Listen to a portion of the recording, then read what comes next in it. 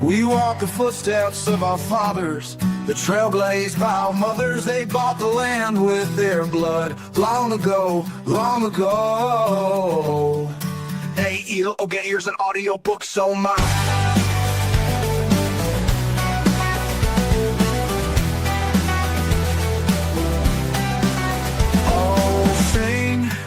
Sing of Manetheren, oh weep for the blood of Ammon. Oh cry for Manetheren, long ago, long ago. Aiel, Ogiers, and AudioBooks, oh my.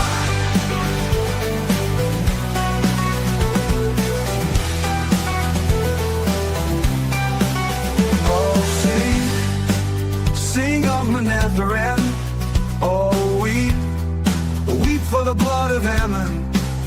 Oh cry for Manetheren, long ago, long ago. Aiel, Ogiers, and AudioBooks, oh my.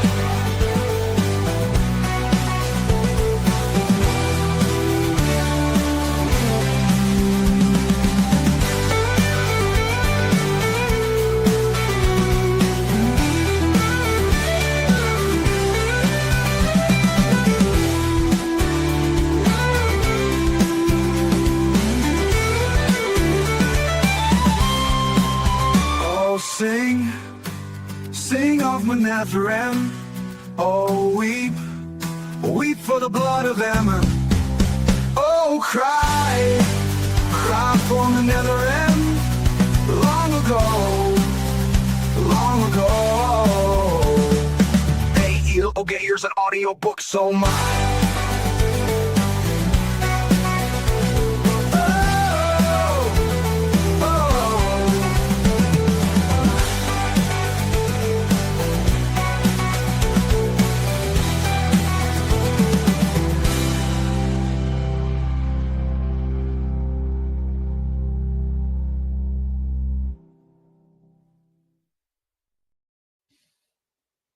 The wheel of time turns, and ages come and pass, leaving memories that become legend. Legend fades to myth, and even myth is long forgotten when the age that gave it birth comes again. Welcome everyone to Aiel, Ogiers, and AudioBooks. Let's go. Hey, good to see everybody. We're all back. I'm so glad to be back, everyone. But we're live. Already we're missed live as Cupcake, well. What's though. going on? Oh, thanks. How is everybody? You Well, said let's you catch up real quick. Mr. Echo, let's catch up with you real quick. You had a vacation a week ago, and here you are now back in your home country and Yeah. frog-legged I up, also had from what I myself a hear. vacation. Yes, Hey, yeah, that's exactly. right. We were all enjoying ourselves, apart from Spurg, who was spazzing out, going, "Where's Echo? Where's Annie? I miss him." And it's like, chill out, chill out. I know, I can't go anywhere without my friends. Are you kidding me? I know. I rewatched your episode this morning as well. It's great. Well done. Annoyingly, you were very efficient and very funny without me. But let's ruin it with me back here today to slow the show down. So I'm looking forward to it. Lou, how are you feeling? I'm good. Nice. That's what I should say. Always a nice Short short and answer. Yes. All right. Well, then, with no further ado, let's get moving. Let's get rolling. Let's get into it. I'm already holding you guys up by 10 minutes because I'm a lazy head. So last week was leaving Shadar Logoth, and we all split up. Now everybody's out and about. Our fellowship is split. It's very dangerous. We know where Matt, Rand, and Tom are. They are on Vale Doman's ship, the Spray, heading down the Arnell River, and that's where we basically left off, was them paying their passage upon escaping a Trolloc chase. So our next chapter, the next two chapters are very short. So this, I expect this episode to move very efficient as well. Am I going to be funny? We'll leave that to the chat to let us know. So chapter 21, we open up with, well, the name of the chapter is Listen to the Wind, right? So we wake up with Nynaeve on the riverbank of the Arenal. She's all by herself. Her horse is also sleeping in the manner that horses sleep. I don't know what that means because I don't think I've ever seen a horse sleep on the ground. And now we have our first like narrator change, right? It's the female narrator for this chapter. Excellent point to bring up. That's correct. I wonder if we could hear what she sounds like. I wonder if anyone in the audience could hear what she sounds like.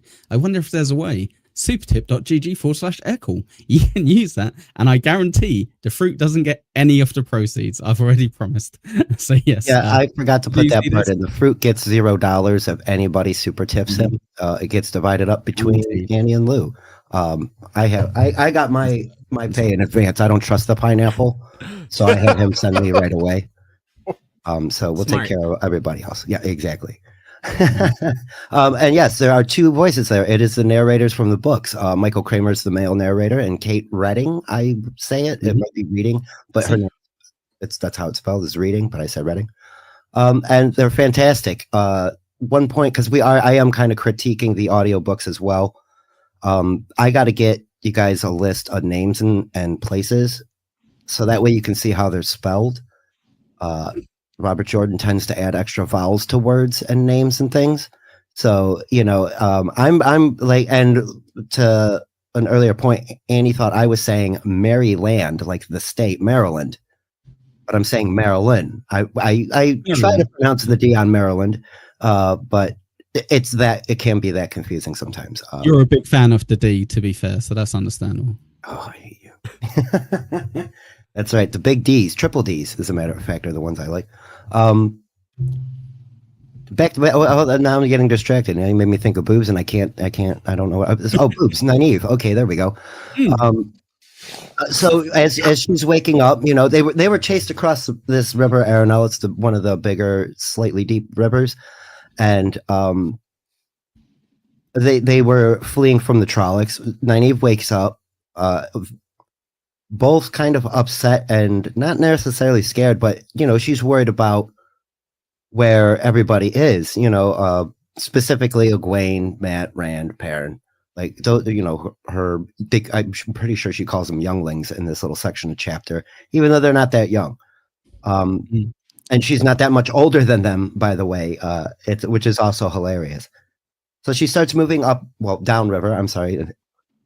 Up the river, but it's downriver because she's moving with the flow of the river, and is walking with her horse and looking for tracks. And there's not much to go by, so she keeps moving forward. And we're getting an internal dialogue. She's upset with the Aes Sedai meddling in her two rivers. She is worried that they might be dead.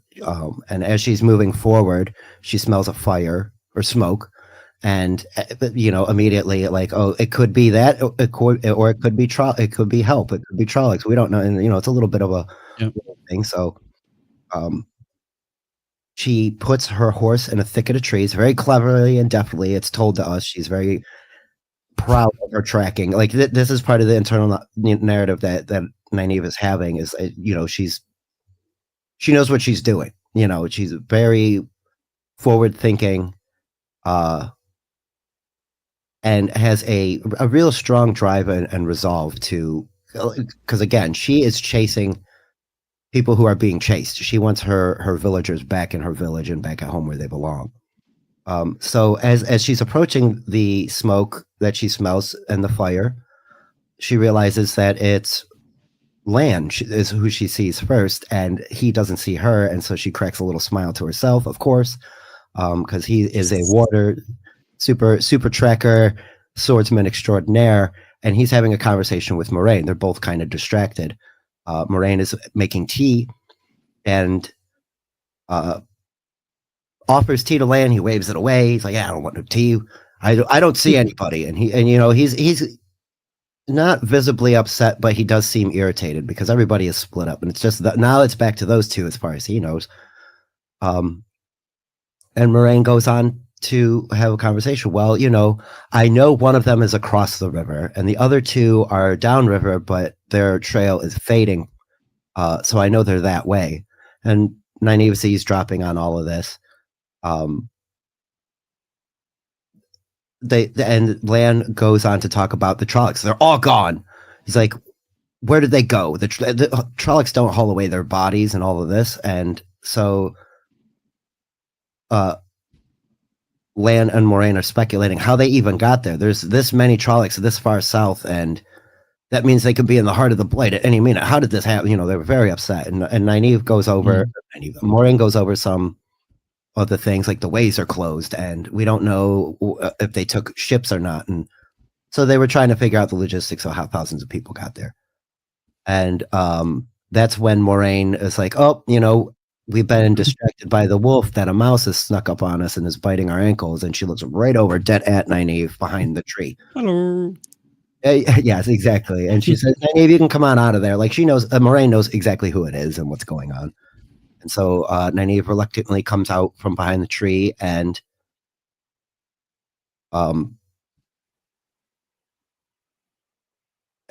there's a nice conversation that goes on here. But so far so good, guys. It's just normal things. We're sneaking up on some stuff. I really did like the analogy that Moraine said, that the hunter is so locked on to the wolf, which is Nynaeve focusing on eavesdropping them, that she's not going to realize that the little mouse, being Moraine, noticing them, is going to bite at the hunter. She's saying that the hunter is so paying attention to the wolf, she doesn't realize that she's going to be bitten by a mouse. She was saying her focus is off. She was saying, I'm the hunter. I was thinking about like the Dark One and what he's going after, that I didn't even pay attention. There's that little mouse in the corner who's staring at me that I didn't notice this whole time, who could have snuck up and bit my ankle. That's what she's saying, surely. It's the other way around. Yes. She's not calling herself a mouse. I think, it could work both ways. I can see how you're given. Yeah, but Moraine call herself a mouse is what I'm saying. Like, sure, if anyone said it, sure. That's how I took it. Like, Moraine was too busy focused on talking with Lan that she didn't realize Nynaeve was standing right over there. And Moraine goes on to say, I would have caught you sooner. Wasn't I not distracted? Because of this, I can sense the power in you. And Nynaeve goes, no, you don't. You're full of it. You're, Blue, or was it Echo? Did I miss a line you said? Me. There was a good line.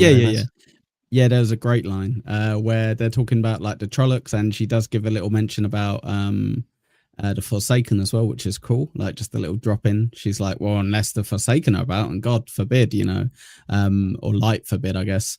But she goes, unless they like decided to go back in like Shadow Logoth, but you wouldn't be that lucky. And that was funny because I was like, she obviously didn't expect it, and like they're both like, that's just nonsense. But they're like, that'd be good, wouldn't it? Like we can't be that lucky. So yeah. Yes, and again to bring that up, like the Trollocs and the Murdral are afraid to go there. But yes, Moraine actually kind of cracking a joke, like, that would be a little too much to hope that they would just, go fuck off and right back into the bad area where we don't want anybody to be, because it's not going to happen. But it was like, I need to, she quells her own optimism. Yeah. You know what I mean? So that is it caught me funny. off guard a little bit, I'll be honest. When I read it, I was like, oh, as if she was like, oh, maybe they just went and committed Trollocicide. It's like, no, never mind. Right. And that's why Lan is so puzzled as well. Like where they didn't go back there. Where did they go? Well, they don't haul away. They're dead. So yes, Moraine outs Nynaeve from behind the tree, who was definitely hiding behind and eavesdropping. And Moraine says, Nynaeve starts first. She's like, well, don't get me mixed up in your filthy Aes Sedai intrigue and plots and stuff. And you're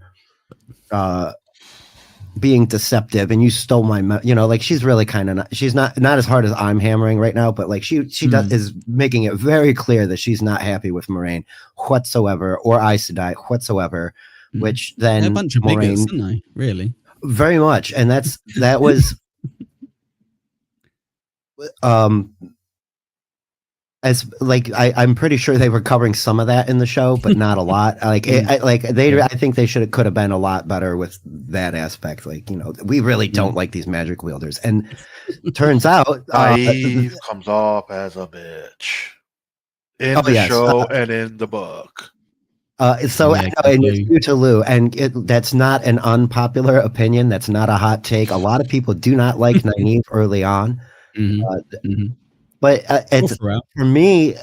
I get it because she is so overbearing. She's very pushy. She's a know-it-all, and she's a self-insert. If there's a problem and she sees it out of the corner of her eye, she's going to solve it for both of you. Don't worry about it.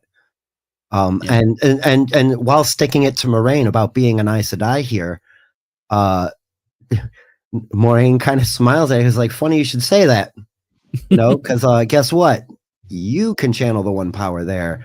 I was going to swear, but I don't want to swear too much. But it's you being the big one all the time. Guess what? And sorry to interrupt. Oh no, that's fine because I keep doing it.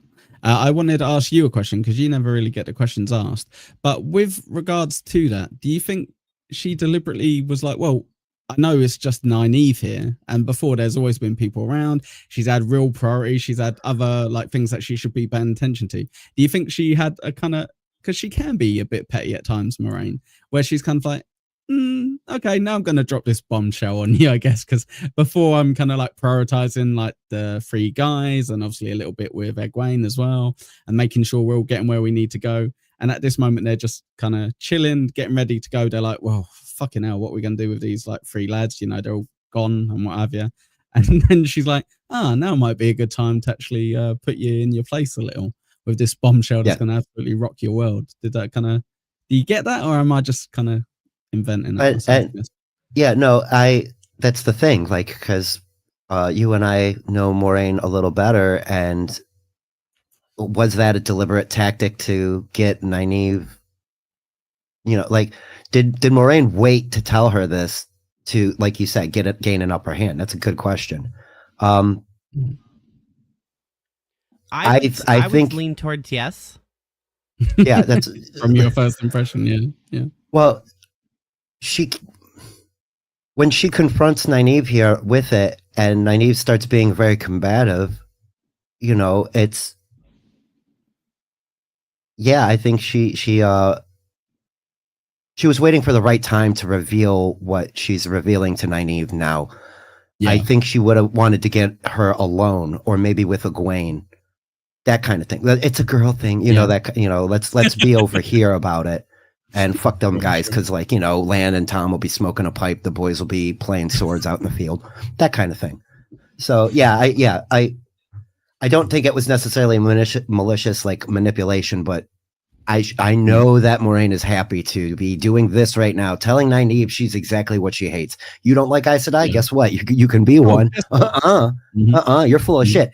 And Nynaeve gets upset and thinks to herself that Lan and Moiraine they're plotting against her to get her to do this. And there is a great conversation that Moiraine and Nynaeve have. It's probably one of my more favorite in the books now that I've paid attention to it more, but Moiraine slowly drops the details. I knew you were a channeler from day one. I had my suspicions from day one. The village was talking about you. You were too young to be a wisdom. You're healing people that had broken bones or should have been dead and aren't. And draws out stories out of Nynaeve. We get a lot of her history, which throughout the books we kind of don't. It's short here, and there's a short little supplemental piece that we do get more about Nynaeve's upbringing. But she said the wisdom before her raised her right. That's why. You know what I'm saying? It's not the one power. I'm just good at what I do.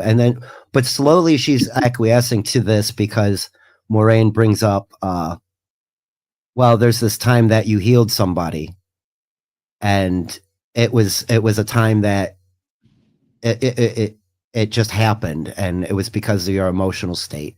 And then shortly after that, you probably got ill. Oh, go ahead. I'm sorry. I think the way it's kind of said is people who reach out and touch the one power, whether they realize it or not, it's have you ever fallen down a well and really wanted to get out, and then suddenly a branch fell that you could grab onto? It's yes. It's pitched to by Moiraine as sort of wish fulfillment that you accidentally reach into, and it's like, oh, okay, well, this time we're just gonna actually grant it for you. And she's trying to, like, she's not exactly sure which one of these it is, but she's like throwing out these situations until she sees a reaction, and she's like, got it, it's that one. Yes, it's accidental, and out of a want, usually, a very strong want. And Moraine also brings up that without training, 3 out of 4 women die. You have to get some type of, and because Nynaeve's also like, Egwene will be fine. We don't need to go to the tower, that kind of stuff. But Moraine brings up two Nynaeve. So, like, you had to heal either Perrin or Egwene. Which one was it? Because you came to Baerlon and you knew right where to go. And it's developed, the people that you've healed, you've developed an affinity for. And Nynaeve used to take that for granted, that people would sneak up on her and she would know who it was before they even got there.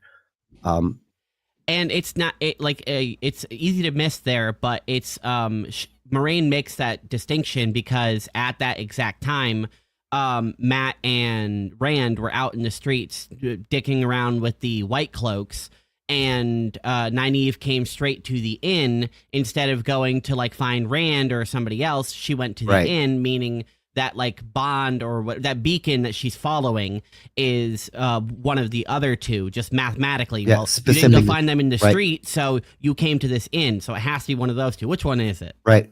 Well, and that brings me to one of my, because I don't have them out in front of me, but that brings me to 2 of my first questions.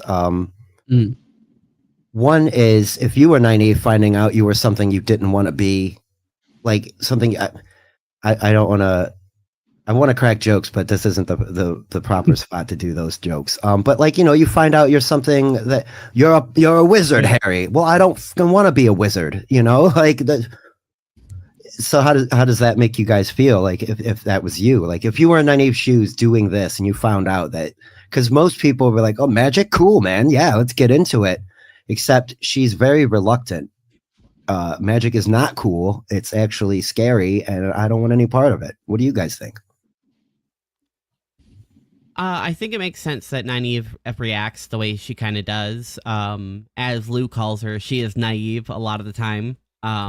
And she being told that, like, like, to quote Snake, you're a wizard, Harry. And she's like, no, it's impossible. And which is confusing, but it makes sense for Nynaeve's character because, like, you're a wisdom, you have these sort of abilities, you don't think that's sort of like magic adjacent, like, at all. Whatever, maybe you really are stupid. I don't know. If I were in that situation, I also would kind of be, like, if it wasn't something I wanted to be. So if I were in her shoes specifically, I would also kind of be like, no, I do not want to be one of you freaky wizard people because you guys have bad connotations and they're going to mark me as a dark friend and I'm going to lose respect and my standing. And I really want to save face, because that's really what, like, part of Nynaeve's character is, her standing and her ability to hold herself to and above people.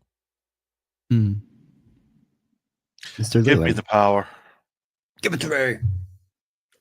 If you said I could have some power, sure, I'll take it. I'm not going to be that pompous, what that's in this chapter, because, God, I just wanted to smack the shit out of her. Yeah, I know.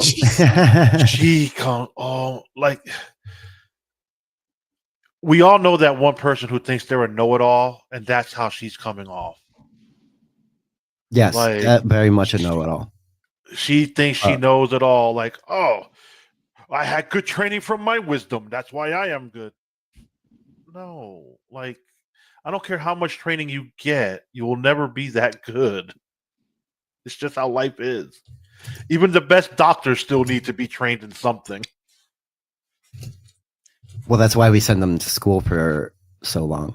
Echo, Exactly. would you be willing to be more in Nynaeve's role? Would you want to, like, all right, cool, yeah, I'm a channeler now, let's go find my friends?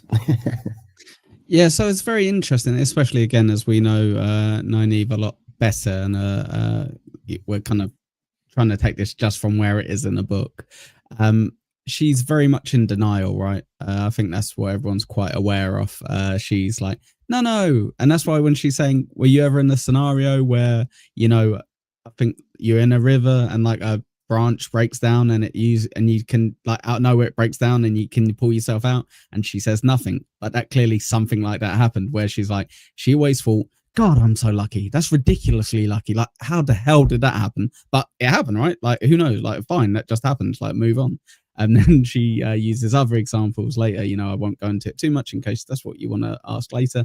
But with saving people, and she's like, she always knew something was weird. She always knew, because she's not an idiot. She is naive, as we say, Lou. Right. But she isn't an idiot. So with a lot of these things, like when you said earlier, Annie, about her walking up to the to the right tavern, she also knows that she knows about Lan. She knows that he's very good at hiding. She knows that he's very sensible. She knows that he wouldn't go to the most common place. So if she had no idea where they were, apart from that magical instinct, which I don't think ever comes up again, by the way, Spurg, that I remember in the entire books, she would also kind of go, well, I wouldn't have assumed they would be in this one tavern. So in the back of her head, she doesn't know, how the hell did I know they'd be here? Out of all of the places, there's like 20 taverns, and this one is the most low key, but not the cheapest, not the most expensive, not the most accessible, but also quite well hidden. So she would have been like, oh shit, yeah, like there's something weird there. So yeah, she's definitely in denial with it, mate. And in her scenario, she knows it. That's why she's fighting it all the way through, but she's fighting a losing battle because she knows that she's right. And you notice every step she goes along the way, she tries to fight every little bit of it, but that's because she knows she's wrong, I think. Well, we did leave out a key detail, Spurg. She's trying to like post up in front of Moraine, and Lan is a oak tree branch arm that doesn't budge. He puts his arm out in front of her. Such a hunky tree branch. How the chapter broke it down. He's a skinny gentleman, but his muscles are strong as an oak branch. Well, and that's just it. With the affinity that she has for healing, that's how she knew. Moraine knew it was either Perrin or Egwene because they were the only two left at the tavern, and Nynaeve beelined. And so Moraine goes, which is it? And Nynaeve goes, Egwene. And then tells a story about breakbone fever and how she had to heal Egwene because she thought she was dying even though she wasn't. Is that like bonitis? Yes, that's what it was sounding like, right? Twisting up like your bones were going to break. Oh, I forgot to cure my bonitis. So busy being an 80s guy. Yes, that was such a good episode of Futurama. But so, like, and like you were mentioning, Annie, you fall down a well. This is her falling down a well. She was watching her, not like her little sister, for lack of a better term. She was taking care of Egwene since she was in swaddling, and she thought she was going to die because she saw it looking more horrible than it was. And then all of a sudden she heals her, and the OG wisdom comes back in and is like, what did you do? And she thought that, and Nynaeve thought she was in trouble, that she had done something. So I think that also compounds her not liking the use of the one power. Like, she was from birth was told that it's bad, stay away from it, blah, blah, blah. So there's definitely her coming to terms really with bad being connotations to it, especially in their village. Yes. Sure. Again, bigotry and racism and all. Yeah, great things, exactly. There are two things with regards to that we kind of learn on here. We get a better idea of Nynaeve's age, yeah. So I think she uses in the description, she goes, well, remember when I was talking to you, like just like you're some sort of kid? And then immediately I was like, oh, are you the wisdom? Yep. And she's like, yeah. She's like, that's because that's when I kind of got close enough and I could sense your power. And she's like, right, okay. But she's like, because look at you. I was told it was a young wisdom, but I was expecting someone like half again your age. So essentially she's kind of saying, meaning a wisdom's probably like 50, 60 years old. I was expecting a young wisdom to be like in her mid 30s, maybe, right, like exactly. Like, that's a young wisdom.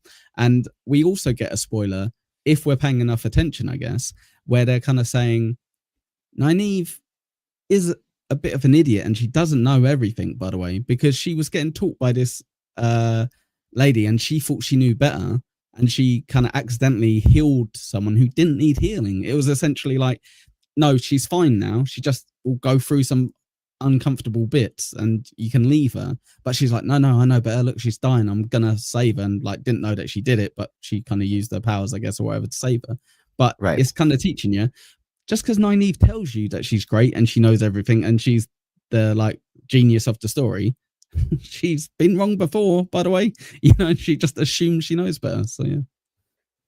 Yes, definitely hard-headed, and that's not just her. It's that whole Two Rivers. They can outweigh a rock kind of thing. They can, you know what I'm saying? Like, you want to argue with me, Stone? I'll win, and that's their mindset.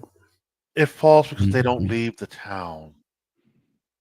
They don't leave their boundaries, so they don't know exactly. Like the Aes Sedai can be the best individual person, but yet the stories they hear keeps them from believing that. So it's just like, you damned if you do, damned if you don't. Definitely part of it. The fact that they don't leave the town, yeah, for sure. Definitely part of it. Right. Well, because then your perspective of where you're standing is higher because you're not being compared to the rest of the world. So Nynaeve, of course, has a full head. There's nobody else, even in like Whitebridge or Devon Ride or any of the surrounding towns, that is good as her. So that's why I like this book, because when you do think about it, it has more layers to it than you realize, just from human dynamics. Like, this isn't baked. It's baked into the story because it's how humans behave, and that's kind of a neat thing about writing. But yes, Lou, she is very upset with Moiraine and does try to get up close to her twice, in fact, and can't move Lan's arm out of the way. Like, she tries to, but Moiraine kind of does calm her down a bit. Nynaeve's overwhelmed. She keeps pushing back. But all of those things, and this is the other question I had, all of those things that Moiraine lays out right in front of Nynaeve, she can't deny the evidence anymore. And eventually says, "Don't tell anyone, please." Yeah, that's the funny part. Yeah. And Moiraine agrees. So I was curious what do you guys think about Moiraine sussing out all of Nynaeve's like details? Because Moiraine gets upset, or Nynaeve gets upset, and like, dude, all these people telling my business to an Outlander. Wait, who said I was too young? Like, she gets. That's the part that really triggered her. Not the fact that that she knew this. But again, Moiraine also specifies that she knows because she could sense it through the power. Like, she could sense the stuff that she has done. Not everyone has to tell her. She can pick up on it. Like, I kind of got that sense that she knew she was at the tree a little bit by her feelings or something, like through the chant, the one power, even though, she throws that line, "Oh, I'm being watched by the mouse." Like, yeah, I'm distracted, but I also sense you. I haven't pinpointed your location, but I could sense you. Yeah. Kind of like the Force, the Jedi using the Force. I sense you. I think this is a great exchange between the two characters, because it's finally a sort of actual breakthrough for Moiraine to Nynaeve. There's been a little bit of pokes here and there, and she's just kind of been brushing it off and like full denial. And this where she like falls on her knees and she's like, "Oh no!" Like, it's a good moment for Nynaeve. And I wanted to say this earlier, but Snake is saying that it seems like the community at large and most people generally dislike Nynaeve because she's like a right cunt at the beginning of the book. And I think that makes perfect sense for her as a character, and I think it's a good thing because it leaves a lot of room for her to grow, especially as long as this series is. As long as she doesn't just get killed in combat, then presumably she has a long time to go to grow as a character and become a lot less intolerable. I hope so. That's what I was just going to say. I bet you guys hope so, because who knows until you get there. Yeah. So, yeah, they're... Oh, wait, no. What, Echo, did you have anything to add to that? About Moiraine, like her ability to put she turned basically into fucking Batman right there and put all that together and convinced Nynaeve that she was... Go ahead.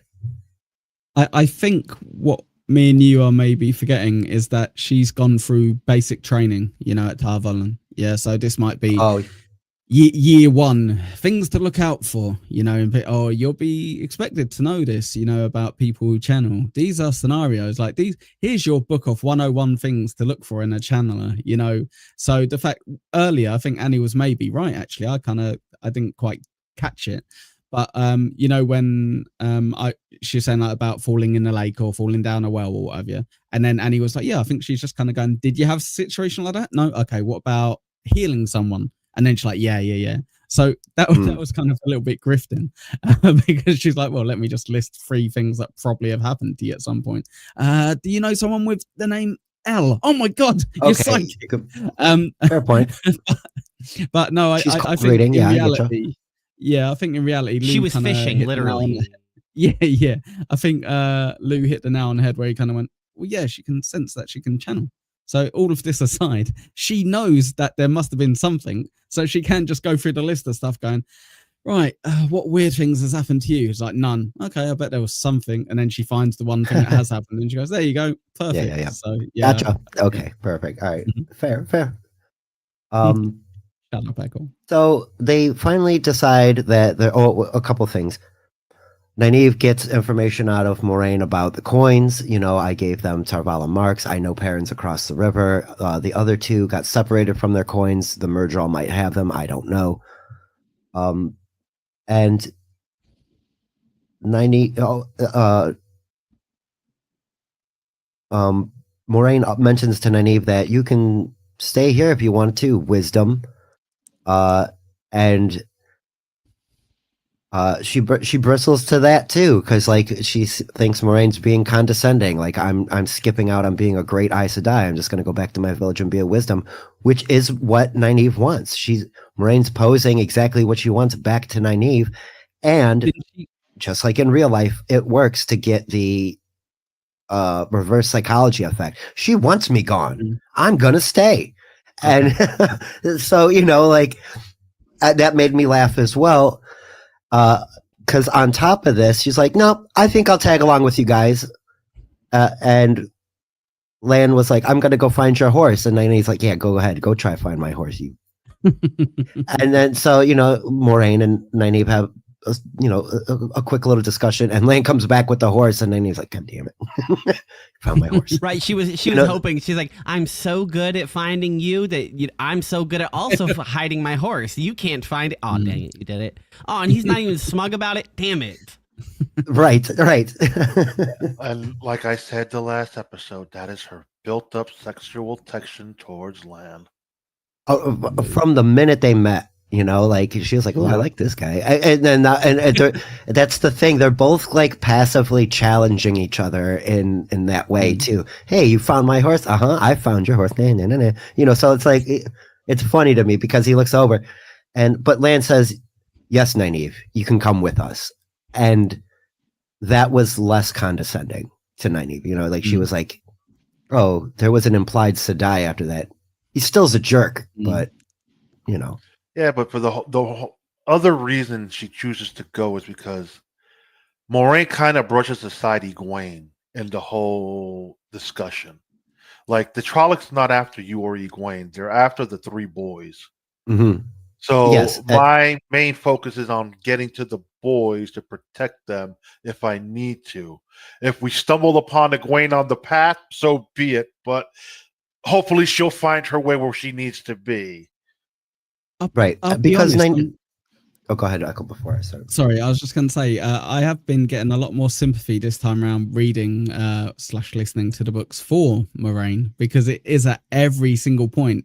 Every single person's like, well, shouldn't we do this instead? Well, how about we, even the respectful Tom is kind of like, well, shouldn't we do this? Shouldn't we do, at least he has the courtesy to go, all right, fair enough, no, good point, that's valid. Yeah. all of these villagers are like, yeah, but shouldn't we go here or shouldn't we go after this person? And it's like, no, I have to tell you every time we're doing it my way and we've not died so far. So until we die, then we'll do it your way. Until then, let's follow Moraine. Yeah. Well, and anyway. Well, and to be fair, though, they don't trust her, and they want answers. Like, why are we doing this your way? Everybody wants to know the process, and she's just like, just trust the process. I know what we're doing.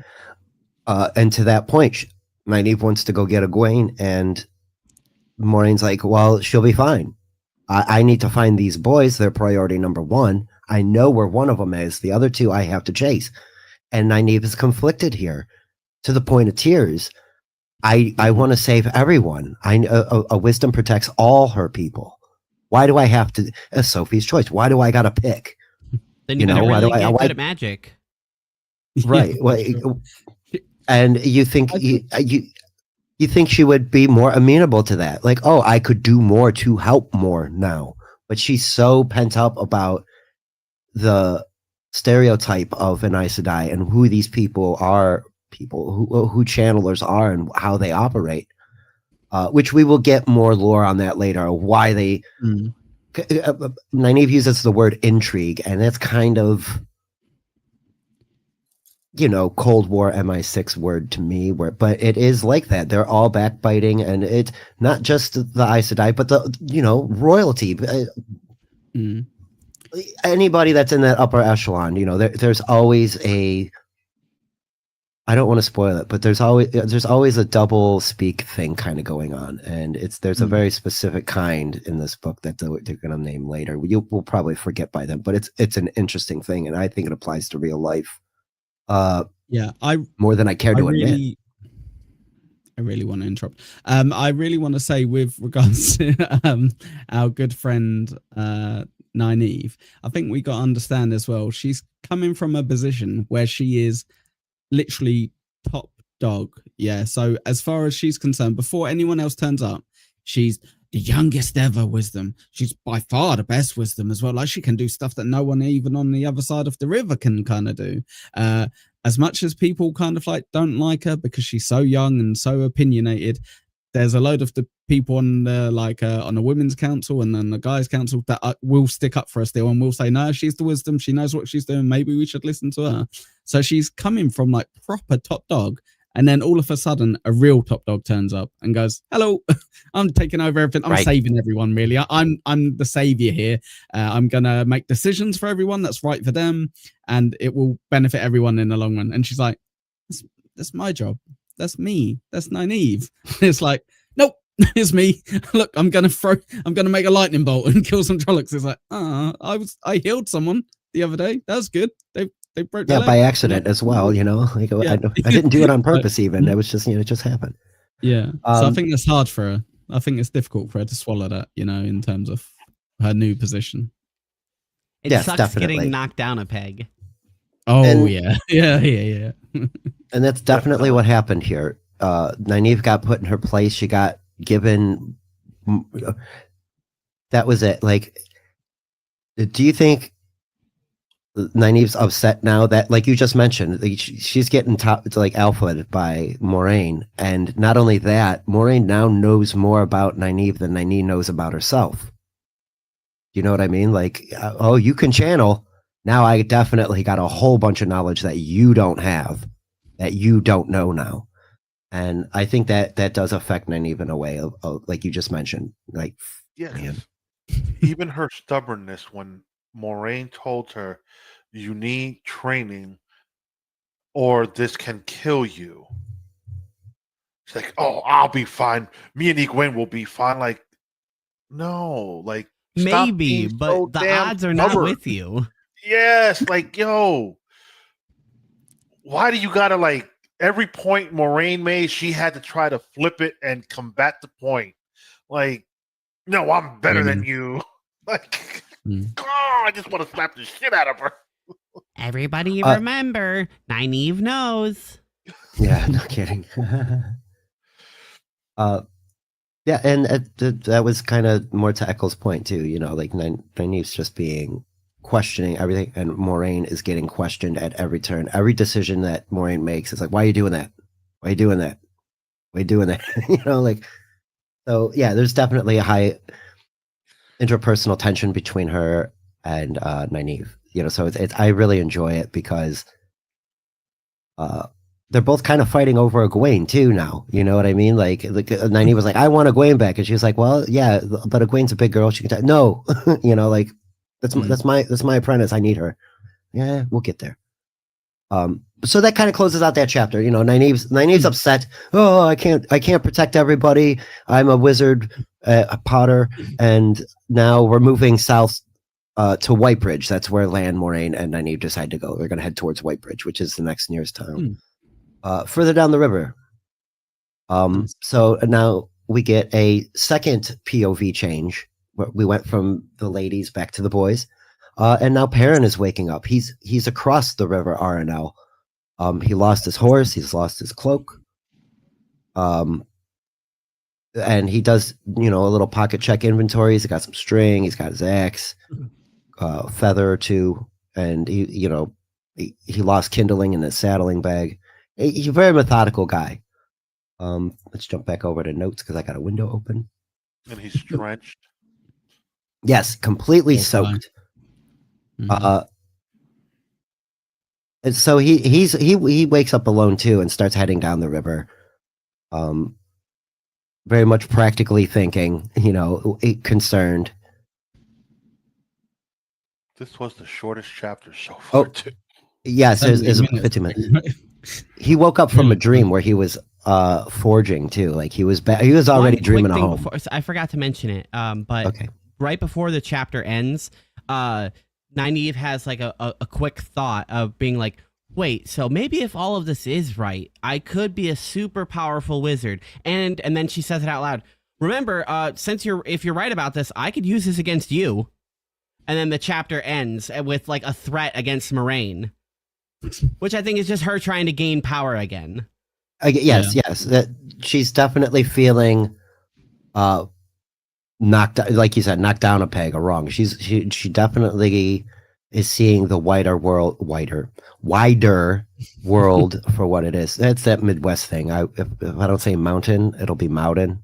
So I got to be careful with that. Continuity instead of continuity. Ugh. Wider power. So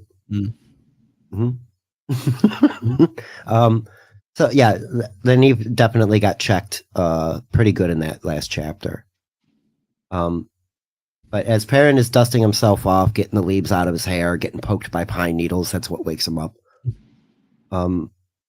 Being very deliberate, he starts reasoning out where everybody would be. He's here, and the river's flowing that way. He was with Egwene when they were riding, so maybe she got carried downriver a little bit as she swam. So he starts heading in that direction to go look for everybody else based on his, assessment of who he was with would be. So as he, he starts tracking her down. I think he goes a few miles. It's mentioned before he runs into her. But again, we're getting a lot of internal dialogue with Perrin. He's thinking about what could have happened, what did happen. Eventually, he runs into Egwene, who's, in a little thicket of trees, with a little fire going, trying to warm herself up, and it turns out Bella's there too. That the horse made it across the river. Good on Bella. As he spots the smoke through begins following the track. Yes, so I guess he did see tracks and was following her downstream a little bit. Yes, he made the comment of these could be Trolloc tracks or horse tracks, but then his forge master, those tracks that he says that it's double mastered some form of horseshoe shit. He recognizes the horseshoe, like he knows the horseshoe print as work from.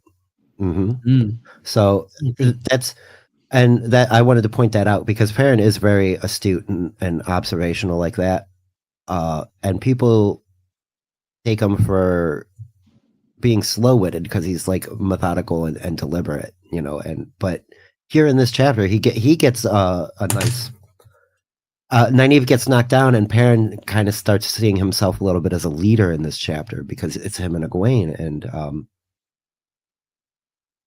Prince Bella. Hope surges. as he runs into Egwene, he calls out softly, like, "Egwene, is that you?" And then she answers back, and it's like, oh, he's like, thank God, I didn't and want to so actually she's have like, to use my axe. right. Don't be mean. Perrin's great. I wasn't being mean. I was just that he's just honest. He was, he was hoping. I really hope this is who I'm looking for. I really don't want to have to fight anyone right now. All bullshit. Exactly. This little 13.5-minute chapter felt so fillery that it's like, okay, you found her. Like, let's move on because like your dialogue is real fucking boring. No, but go you ahead. gotta remember with Perrin, they've tried to do it already, but they only had like 2 sentences to do it. They're trying to say to you, he's big, he's the word that Spurg said that I probably can't say. Methodical, that's the one. And he thinks about things properly. Like he literally, so you literally get to experience it in real time. Yeah, where he goes, get it. So I'm bigger, I'm stronger, so I would come out here. She's smaller, so she would probably go further. And then he works, and so that's what they've got to do with filler. They can't just go one chapter, one page where they go, oh, and there's Egwene. All right, let's go carry on this story. I get it. It's got to be some filler. It's not all a TV show. I get that he's the taller one. He is more of the. He observes his surroundings more than the others would have. So yes, cool, but again. Shit was fillery as hell. Well, and you're gonna love book 4 and 5. 4 was all right for me. 5 Echo is where it started. Right in the first bit of 5, I was like, oh, here it is, bam, just a fucking wall. But even after getting through those first few chapters in 5, it does pick back up. But but to like Annie's point earlier from earlier episodes, go check the playlist out on my channel. Perrin didn't get a lot of exposition or anything up until this point. True. This is your introduction to him. It's not necessarily filler. It's us finally getting to see Perrin's point of view. This is how he is. So yeah, it can come off that way because it does. It's not pertinent. It's just establishing his relationship in the group through Egwene, like where he stands, because there's when they meet up, Egwene says to him, oh, you're soaked, you need to dry up, like they're being mindful of one another, but it's not a dramatic reunion. It's very pragmatic because they are immediately like assessing the situation and what do we do? It wasn't hugs and kisses and, oh, we made it, we're alive, where's everybody? There wasn't any crying. It was like, all right, here's the world as it is. How do we deal with it now? Yeah, here's a little piece of cheese and some bread. Get some food in you. And that's what, and Perrin was very happy to see that too. Boy, oh boy. Because they were hungry. No, he was hungry. And Bella made her way out of the river. Of course he is. He's a big boy. All right, so again, it is a short chapter. They have a conversation and they reason out where they need to go. They try to figure where they should go to meet up. They say, let's go to Whitebridge, and Perrin was like, well, maybe Whitebridge might not be the answer just yet because it's exactly where the bad guys are going to go. They've been chasing us this whole time, so maybe we go to Camelin and just wait. And very quickly, Egwene agrees, and that surprises Perrin because he was expecting an argument. He was expecting more naive behavior from Egwene, and Perrin is surprised, like, oh, all right, cool. Like she's gonna let me lead the way. Let's go. And then Perrin suggests something else, and Egwene's like, and he's like, oh, okay, so she's gonna let me lead the way, but on a leash. You know what I mean? Like you get only so much push with me, Egwene pretty much says to him. So yes, they head out. Egwene's like, you're still wet, and Perrin's like, I'll dry off as I walk. And this chapter for me kind of does, because it's so short, it does run into the next one. So if I get a little, yeah, but I think this chapter ends on them basically just meeting up. Like you said, talking about meat and cheese for a second. They need to ration it out. They're very practical. They form a plan, and that plan gets carried out. There's not a lot of super detail here, other than Perrin's point of view, which is our first introduction to that. Lou, we kind of got your opinion. What do you think, Annie? What do you think about Perrin's little quick introduction here? I have to unfortunately agree that it's just fillery, but it does help set up that Perrin is slow and thoughtful, and that's like the whole point of this. And it has to be a bit of fillery, as books tend to be, because unless he literally found her immediately as soon as he was on the other side of the river, there would have been no chance for him to develop even for a page. So it's just a small little break to give us a chance at Perrin's perspective, which at this point is slow, but that's the point of him. He is slow so far. There's nothing wrong with that. That's just that's where it is. This chapter ends pretty quickly because there is no point to it other than, hey, all right, we met. All right, where are we going? All right, let's go. Right. Perfect. Echo, Lou, do you guys have any opinions on anything for Perrin's perspective here? Yeah. Lewis? Lou, did you want anything to add to your previous one? Go right ahead. No? Okay, cool. I was going to say, ironically, this was perfect, right? Because this is exactly kind of what I think from listening to last week's episode, Annie was maybe a little bit worried about. It's like, how am I going to know when it's someone else's story? Like, unless they start off by going, well, I, Rand, really thought it was a great idea, like, or whatever. Oh, it's so good being Matt right now. Anyway, what am I going to do today? So they're essentially, like I think Spurg said in the past, kind of like, you can tell whose chapter it is just by how they're doing things, how it's presented, how the pace of it. And yeah, you'll get that where you kind of go, okay, this is a bit slow, a bit, you're like, oh, it's Perrin, cool. You know, like you'll find out anyway, because you'll remember what he was doing, obviously, in the story. You won't be, hopefully you won't be like, what? Like they'll be in a specific area doing a specific thing. But yeah, no, right. I liked it. It's absolutely fine. It is filler. It's intentional filler, as Annie was saying. Like it's needed. So fine. Like we got it. It was only 15 minutes. We move onto the brilliant next chapter, which I can't wait to discuss. Yes. That's why I like this. This chapter runs right into the next one for me because I think it is only broken up in the sake of we were waking up and now we're over here walking. You know, like that's the only real. It's just because I think some time passes, but not a lot. Sure. So like.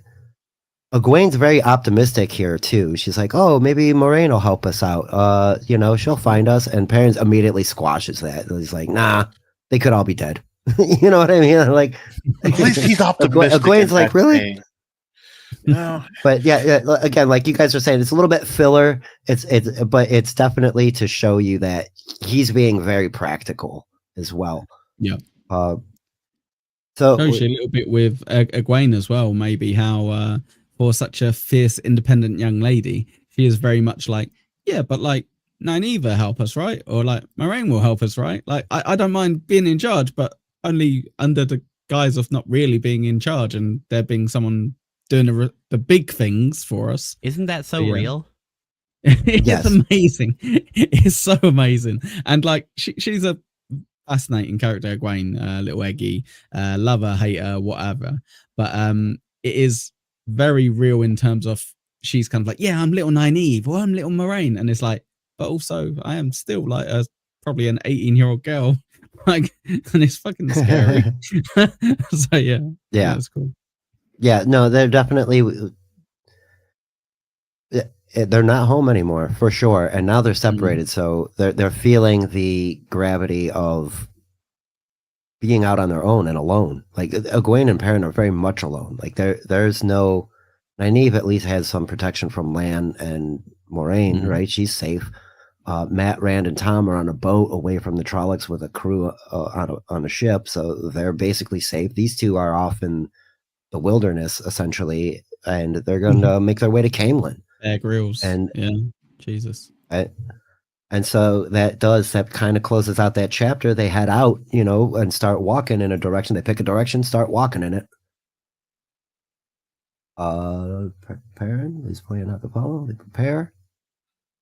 Yeah, the chapter closes quietly, moving southward along a faint trail, and Perrin leads, and Egwene follows, riding Bella behind him. There you go. And it's a nice quick chapter, nice little. All right, Perrin's not adult completely. We didn't, they're just not handing him any lines because they didn't feel like it. It took a little bit of time to get to him, almost half the book. Mm. Literally. That's very straight. It was, but we're now firmly planted with our Emmons Field 5, though. We got Perrin, Egwene, Matt and Rand, and Nynaeve. So those are our 5 that they came and scooped up out of our little hometown, and now we're out on the real world on their own. So before you maybe. continue, Spurg, I want to ask Pineapple something. Ooh. Out of these 3 characters of Egwene, Nynaeve, and Perrin, do you feel the show casted those characters right? Because the guy who played Perrin kind of mimics him pretty well from the book. Yes. I said this to Spurg, right? As much as, there's loads of lovely race baiting when it starts off with like, these people are just like, they're being so woke and all this shit. I thought Perrin played, or whoever the actor is, played Perrin brilliantly. He was quiet, he was firm, and because I knew what to expect from him, I was kind of like, cool. The one thing I hated, Lou, and it maybe threw me off for an entire season, was just gave him a wife and kind of made it out like she was going to kill him. So maybe she was a dark friend, maybe she wasn't. And when that Rafe Judkin or whatever was asked about it, he kind of went, well, who knows? And you're like, no, was she or wasn't she? Who knows? Well, you just created a new character who didn't exist, and then you've given her some weird thing where people are like, well, she looked like she was trying to kill him before she got killed. But yeah, anyway, that's like I said, I felt the guy who's playing Perrin did it brilliant from the listening aspect so far. Like the mannerisms feel down. Egwene, the girl who played her, is somewhat similar. Yeah, she's a difficult character. But oh man, the girl who's playing Nynaeve, fuck, she mimics the book great. yeah, she's frustrating. I think they did great. I think they did great casting, as much as it was a hot topic in the TV show, and we'll move off this real quick. It was a hot topic in the TV show, like the casting, but in reality, they changed things that were fine to change. The only one issue that I really had was the peddler, Fane, because it was like, how Snape's been cast as a black guy, but if you describe Snape, you'd go black greasy hair, pale face, hook nose. That's how you'd describe it. And you ain't that actor ain't any of those things, and that's not his fault, but he isn't any of those things, and they're not going to white face him to do it, are they? So that's what I didn't like about the Padam Fane, but I was like, fine, whatever, like move on. But yeah, sorry. But that's what bothered me. They didn't take the time to find character actors. You know what I mean? They were literally just like hiring people that they wanted to hire to put in the show. Fane could have been cast better, or at least made to look aesthetically more how we see him in the book. I think not necessarily white face, but like making him look more suspicious than he was. You know what I'm saying? Making him come off more of a Don't choose a character who is one of the few that you can describe that would narrow down what color they're supposed to be. That would be my advice. Like with the Harry Potter, with the Wheel of Time, like there's like 50 characters in each that probably are nameable characters that you can have. Don't choose the one where if you go describe that person, you go, well, they're clearly black or they're clearly white, and then do it differently. Choose one of the other 49 to do that with if you need to. And I'll give you a good example here in this book series in Wheel of Time. There's a character that we're going to meet later on, much later on, and his name's Julian, and he is 100% a black dude. I like Julian. 100% a black dude. Like it is described that way. With the Two Rivers, it is more ambiguous a lot of the time. It's just dark hair, dark eyes, not really a skin tone. It could be olive colored skin, it could be Puerto Rican skin, it could be light skinned black people. It could be any of that. But the point from the show that I thought was lacking was the bigotry. Like they were just because they look a certain way doesn't absolve them from being close-minded and ignorant. You know what I'm saying? Like, and we got real world politics in the show that's just what happens. That's why the book is always better. It's just what happens. See, so I'm not going to hate on the show as much as I did day one, but I'm also not a huge fan of adaptations, I guess is the way I should describe it. The peddler, I don't remember how they described him in the book, but envisioning him, I envisioned the actor who played him in the show. From the book. Well, that's the problem you have, Lou, is that you watch the show first, so you're like, okay, so that's who the character is, and you always want to have that, so it's fine. Yeah, so that's kind of. Anyway, back to the actual chapter. Yeah. Back to chapter 24. You're right. We got derailed there because I do tend to do that. I am a talker, and I will just like. My bad. Yeah. I'll go down the road. I don't care. I like the thought experiment too. So chapter 23 opens up. Wolf Brother, one of my favorite-ish chapters. It's like it starts out here because now we are getting more Perrin. This is actually. This isn't just waking up from like you just mentioned, Echo. I'm Perrin. Let's go start the day. Which is basically what that last little bit was. I'm Perrin. I got an axe and some rope, and I'm a reluctant leader, I suppose, which is a reoccurring theme. Perrin and Gawain traveling. They're traveling through the woods. They're having a nice chat. They're running out of cheese and bread. It's almost all gone, or it's all gone at a certain point, and they catch a little scrawny rabbit and they feast on the rabbit. And as they continue to travel and forage, they find mushrooms, normal mushrooms, not the fun ones, but they sit and reminisce a bit. And here they are, just 2 weeks away from home. Remember when, they're like just straight reminisce. It's like, you can't reminisce when you're 20. What are you doing? But they're so far removed from where they had been that home seems like such a far cry. So they keep moving on through. They set traps and snares. They're borderline starving, but pressing on through the woods. And Gawain is being very insistent that Perrin takes his rides on Bella. Bella kind of side eyes Perrin every time he goes to get on the horse because he's a big boy. Yes, he's a thick boy. It's made, and that's the nice thing about Perrin. It's made mention a lot that he's a blacksmith apprentice, and so you're supposed to know he's like this. He looks like, Eddie Guerrero or a wrestler, but like real young too. You know what I'm saying? But do you know what's insane? I've always pictured Perrin, before the books, obviously. No, before the show. Sorry.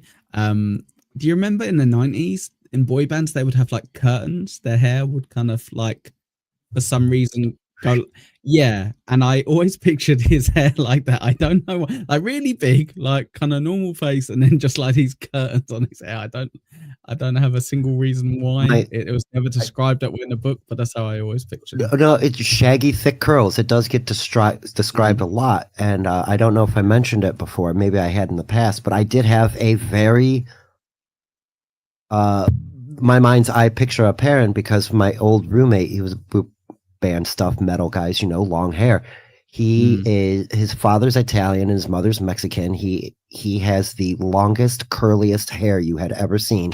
It parts right down the middle, like you said, and it just it's straight until it hits his eyebrows, and then it was curls all the way down. That's exactly how I imagined it. How funny. But when I seen the actor, I wasn't like, oh, he doesn't look like how I thought. I know that it's going to be an actor that doesn't look how I thought because unless it's my old roommate, it's not going to be that. So, sure. I was very impressed with the choice of casting there. So our Egwene and Perrin are making their way through the woods, trying to do the best they can as two new people out in the world on their own.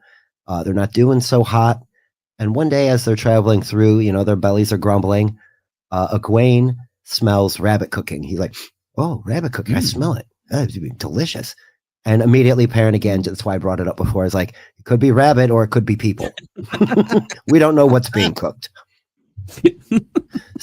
So, he's being very practical again, and it's like, you stay here, Egwene, I'll go check it out. So he starts, he's got his axe in hand. He starts, creeping through the woods towards where he sees smoke and the smell is coming from. And he stumbles upon a fire, and he sees rabbits roasting on little sticks, and over to the side next to a tree is this big, large man just kind of laying there. And he says to him, well, you can come on out, you don't have to, we know you're there. And Perrin's like, oh shit, kind of realize, Egwene, it is Rabbit, we're all right, it's safe, you can come out. And so Egwene comes out with Bella, and so Perrin, the way he described the man. Remember, the man is like wolf looking in ragged, shaggy. He's wearing furs. He's covered, he's wearing a lot of fur. He's got a big scraggly beard, a raccoon skin hat, like a top hat, like a round hat. Since we're describing what characters look like, and I did this with Master Luhan, the blacksmith back in the Two Rivers. He's like Brian Blessed to me, like big, jovial guy. Our friend that we just meet, he introduces himself to Perrin. He says, I'm Perrin Abara, and he sticks his hand out to shake his hand. And our guy looks down at his hand like, what am I supposed to do here? And then, I shake your hand. He says, I'm Elias Mentura. And Perrin kind of catches his eyes. They look gold. Yes. And he has no idea why. So they all kind of, introductions are made, and Elias says to them that go ahead and eat if you're going to eat. I mean, just don't sit there and stare at it. Let's have a meal. And so Egwene starts wolfing down Rabbit, so much so she's got grease dribbling off her face. Perrin eats, and Elias is sitting there. What did you guys think about meeting Elias here and his introduction with Perrin? And that's my description. He comes off as Hagrid to me. I don't know if I mentioned that again with the Harry Potter. Oh, really? Yeah, I think when I picture Elias Mentura, he's a big, large man, full beard with leaves in it, big, crazy hair. That's how I see it. No, I see him slightly differently. So I see a mixture of two different people. So when you see someone in a circus from the 20s and they're lifting that dumbbell, the strong arm man, I kind of see it like him, but mixed with that guy who was in Brooklyn Nine-Nine, the crazy one, Jason McConis or whatever his name is. If no one's seen Brooklyn Nine-Nine, this is really awkward. Saw the first where he's just he's a bit manic. He's got like his hair everywhere, his beard everywhere, and he's a bit like wide-eyed like that. Yeah, so I kind of have that combination. I see him built up, but also pushing a little bit. Hey, how's it going? Like, gonna rip you apart. I can agree to that, because in this chapter, excuse me, he does get a little bit manicky kind of thing. What am I gonna do with your hand? What do you expect me to do with that? It's like, shake it.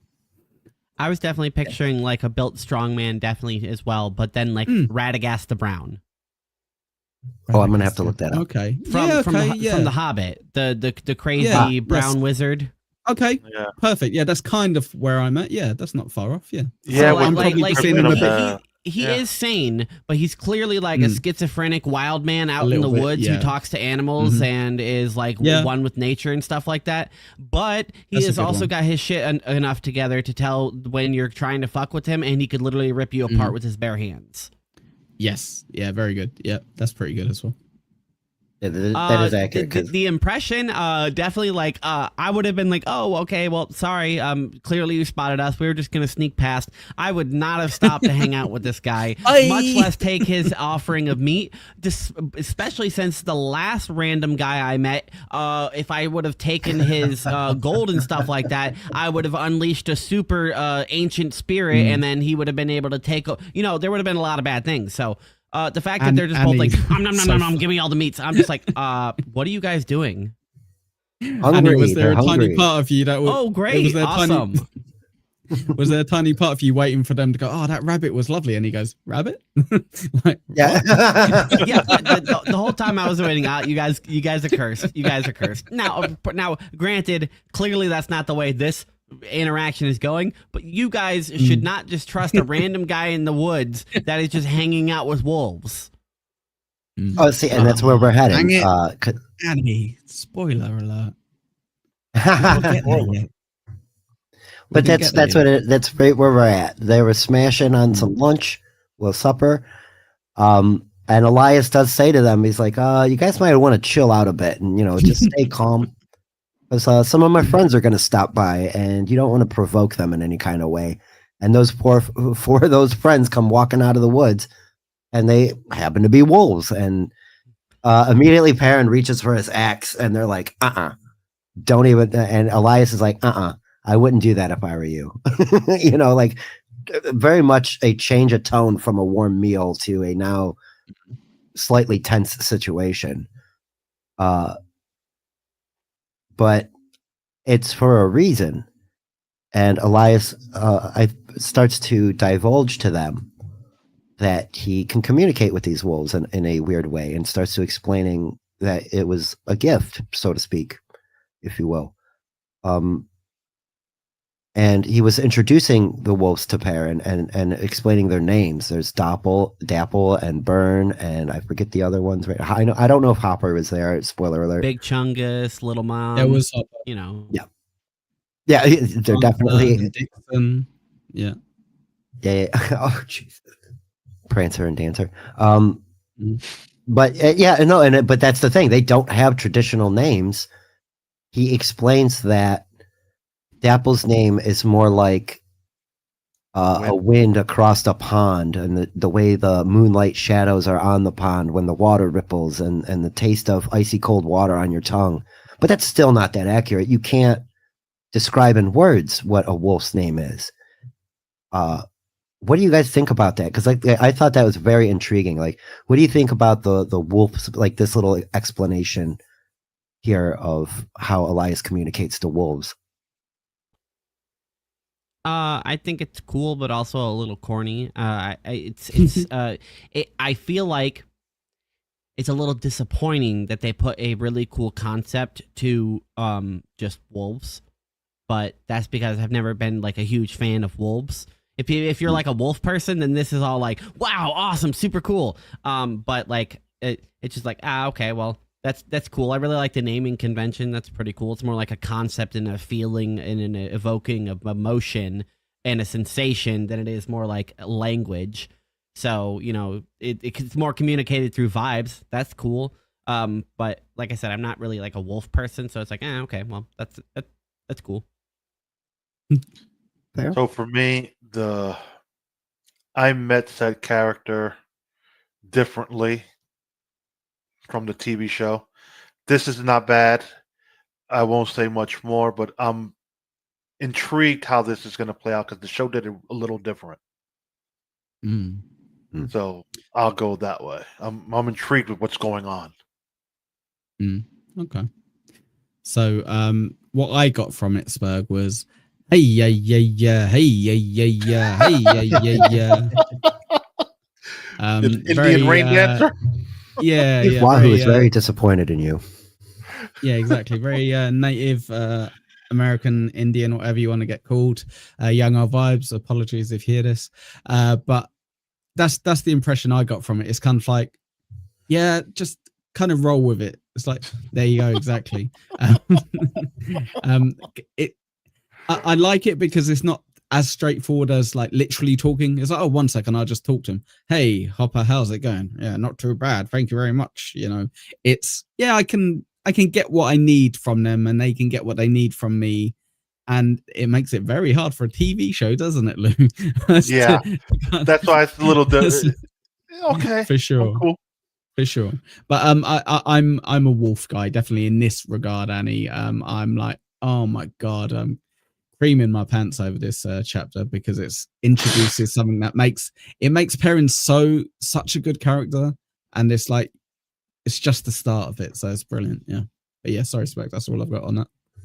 No worries. Like I too am a bit of a wolf guy. I was, like you said, I was really impressed that it wasn't just telepathy. Like, oh, I can communicate with wolves. Hey, buddy, how you doing? I'm doing great. How are you? It's not that. It's like, he reaches out and where are you kind of thing, and then you get images and smells and things back. So like you got to interpret it yourself. It's so cool. And like you said, it's neat to communicate with vibes, Annie, and you could probably glean more information out of that than just words alone. But like you mentioned, Annie, if you're not into wolves, it just seems like it's kind of tacked on to an already there animal. You can add that to anything. Yeah, sure, I get it. But yeah, I'm a wolf guy. I like dogs. I'm a dog person. I do think I can communicate with animals. As far as it's in the story at the moment, it could have been swapped out with deer, and there'd be like no difference in the story at the moment. Now it could be setting up things in the future, which everything clearly is. But at the moment, it's just like, all right, cool. So there's like some like spirit animal druid kind of people out there. That's nice. That's nice. That's cool. I do like that. Right. So without any spoilers, Spurg.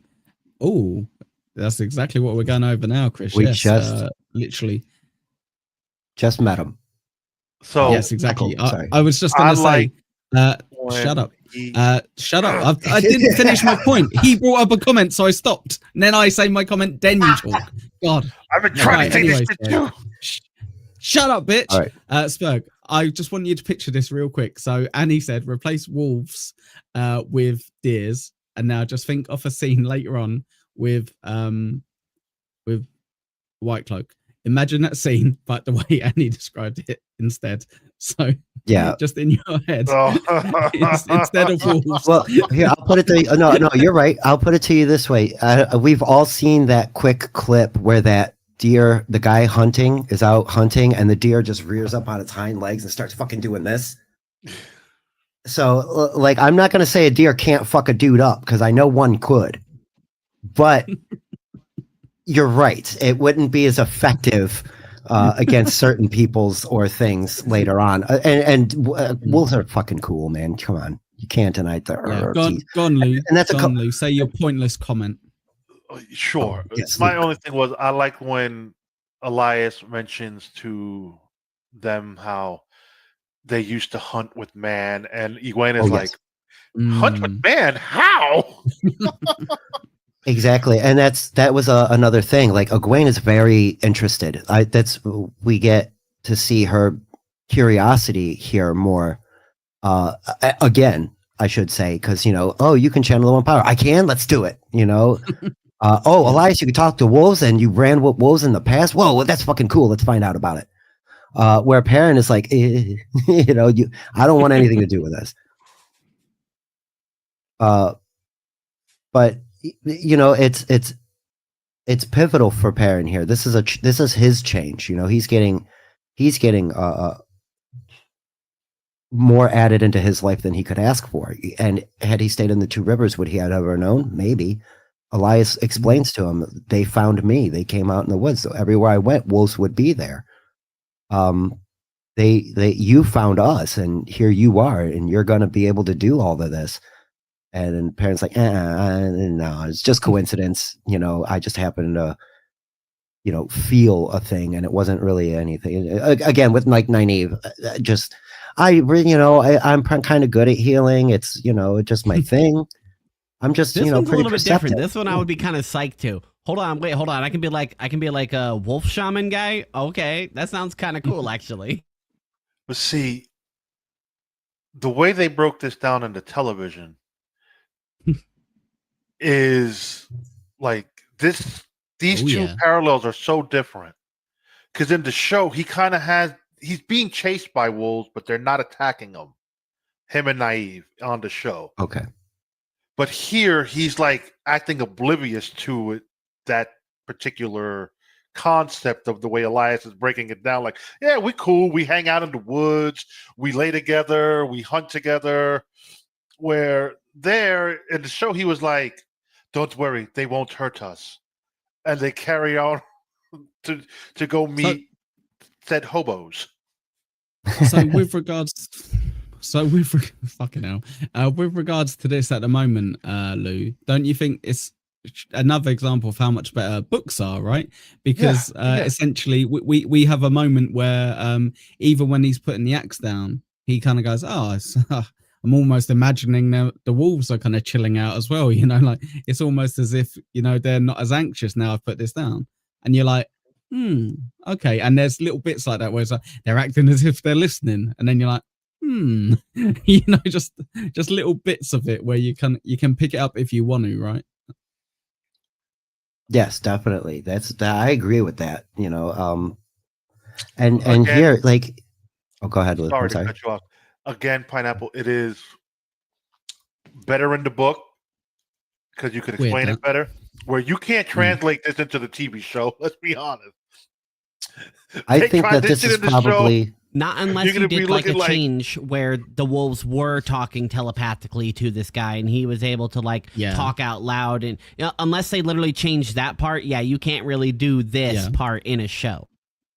I'm so glad they didn't remove it entirely. I was a little bit worried they were going to, because it is an impossible one. And you're right, Annie. I was like, are they going to make it so we go, "Hey, I'm Hopper. How's it going?" And you're like, no. So they did it the best way they could in the show, I think. Like, credit to them. Like, it is really impossible to do. And they did it the best way they could. But I'm so glad.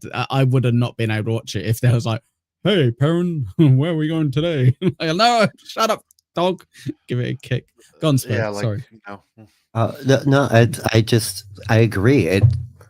This is something you can do in your mind's eye, because you can imagine quick cut things in your eye. Like when he describes Dapple's name, you can imagine a move. You can see the whole scene in your mind real quick versus having to read that sentence out. So and in a visual medium like television, you can't just flash images at people and there's no smell and you get sight and sound, but that's all you get. And then it's open to interpretation, because everybody's watching it. You got to be able to put yourself in the character's perspective and understand what parents seeing and what. I digress. For sure. I better stop it with that. So that's the new one. So Elias is doing his best to guide Perrin here in this chapter, and he is trying to give him some wolf etiquette, as it were. They're very much wild animals still, and they are in your head. That's where we're all on this plane where we connect here. So Elias sees that Perrin's a little uncomfortable with it. Egwene's definitely gung ho about it, if nervous. So Elias sort of changes the subject and says, "Well, what the hell are you two doing out here in the middle of nowhere? You're 50 miles from anywhere. I mean, not even a farm." And Big Mouth Eggy goes, "We're heading to Camelin, and then we're off to Tarvalin." Just straight up, just divulges information. And Perrin's like, "You did a mat." She did a mat, didn't she? Yeah, very much so. Hey, yeah. It's exactly. So when they were in shot now, because the last time, the last time he met a mysterious man, he's like, "Oh, yep, you zip your lip." I don't remember the Tarvalin part, but I do remember them saying they were going to Chamberlain or Chamberlain, wherever the fuck that place is called. Camelin, yes. I may have thrown. Hey, sorry. I may have thrown the Tarvalin part in there on my own, because I don't know if you mentioned. Yeah, that part was, very much like Uncle said, though, it's a Matt move. Well, was it a Matt move? Because because he's a big mouth. No, because it's alluded. They practiced what they were going to say when this question was broached. That's it, and that's where we're going. Perrin divulges his entire story that him and Eggy went over the last couple days. We got our story straight. And Elias is like, "Wow, that's a great story. I really enjoyed it. It makes sense, and there's a lot there. But the most important thing is, Dapple says you're fucking lying." Bullshit. That was like bullshit. Like straight calls him on it. And so Perrin's like, fuck, and he starts going to reach for his axe, and all the wolves are like, and they're giving him the good growl, and he's like, all right. All right, and he divulges the whole thing. Didn't they say as well what they smell on him? Sorry, Spurg, just before you go Did they? Did they say, well, doesn't Elias say, and Burn or whatever has been smelling blah, blah, and blah, blah in your mind? Yes. I didn't want to say yes, Trollocs and a half man, correct. I'm glad you remember that. That did escape me this one time, like every time. But yes, he calls him out for the lying, and Burn says, Trollocs and Fades are in your brain. I forget what they call them. Soulless? I can't remember. The wolves have another name. The wolves have a name. Yeah. Eyeless or soulless, something like that. No, yeah. Anyway, there's too many names. Yes, so many. But Perrin comes clean and tells everybody the truth for the most part. He leaves out the dreams that he had where Beelzemon showed up in his dream and was like hoping that the wolves let that one slide at least, and they did. Which is they definitely call him Shadow Spawn for sure. The wolves seem to respect his privacy to an extent. You know what I mean? By letting him, because or at least I suspect that they know about his dream, and because he thought it, and if he thought it, they know it. You know what I'm saying? Yeah.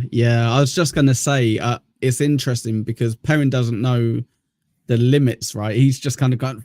They know everything. They know when I'm like lying and everything. So he doesn't maybe realize, is it lying if you're like a lie through a mission? Like I'm not lying. I'm not saying, and I didn't dream about Beelzebub. I didn't dream about him. And they're going, oh, nobody asked. He just didn't mention it. Yeah.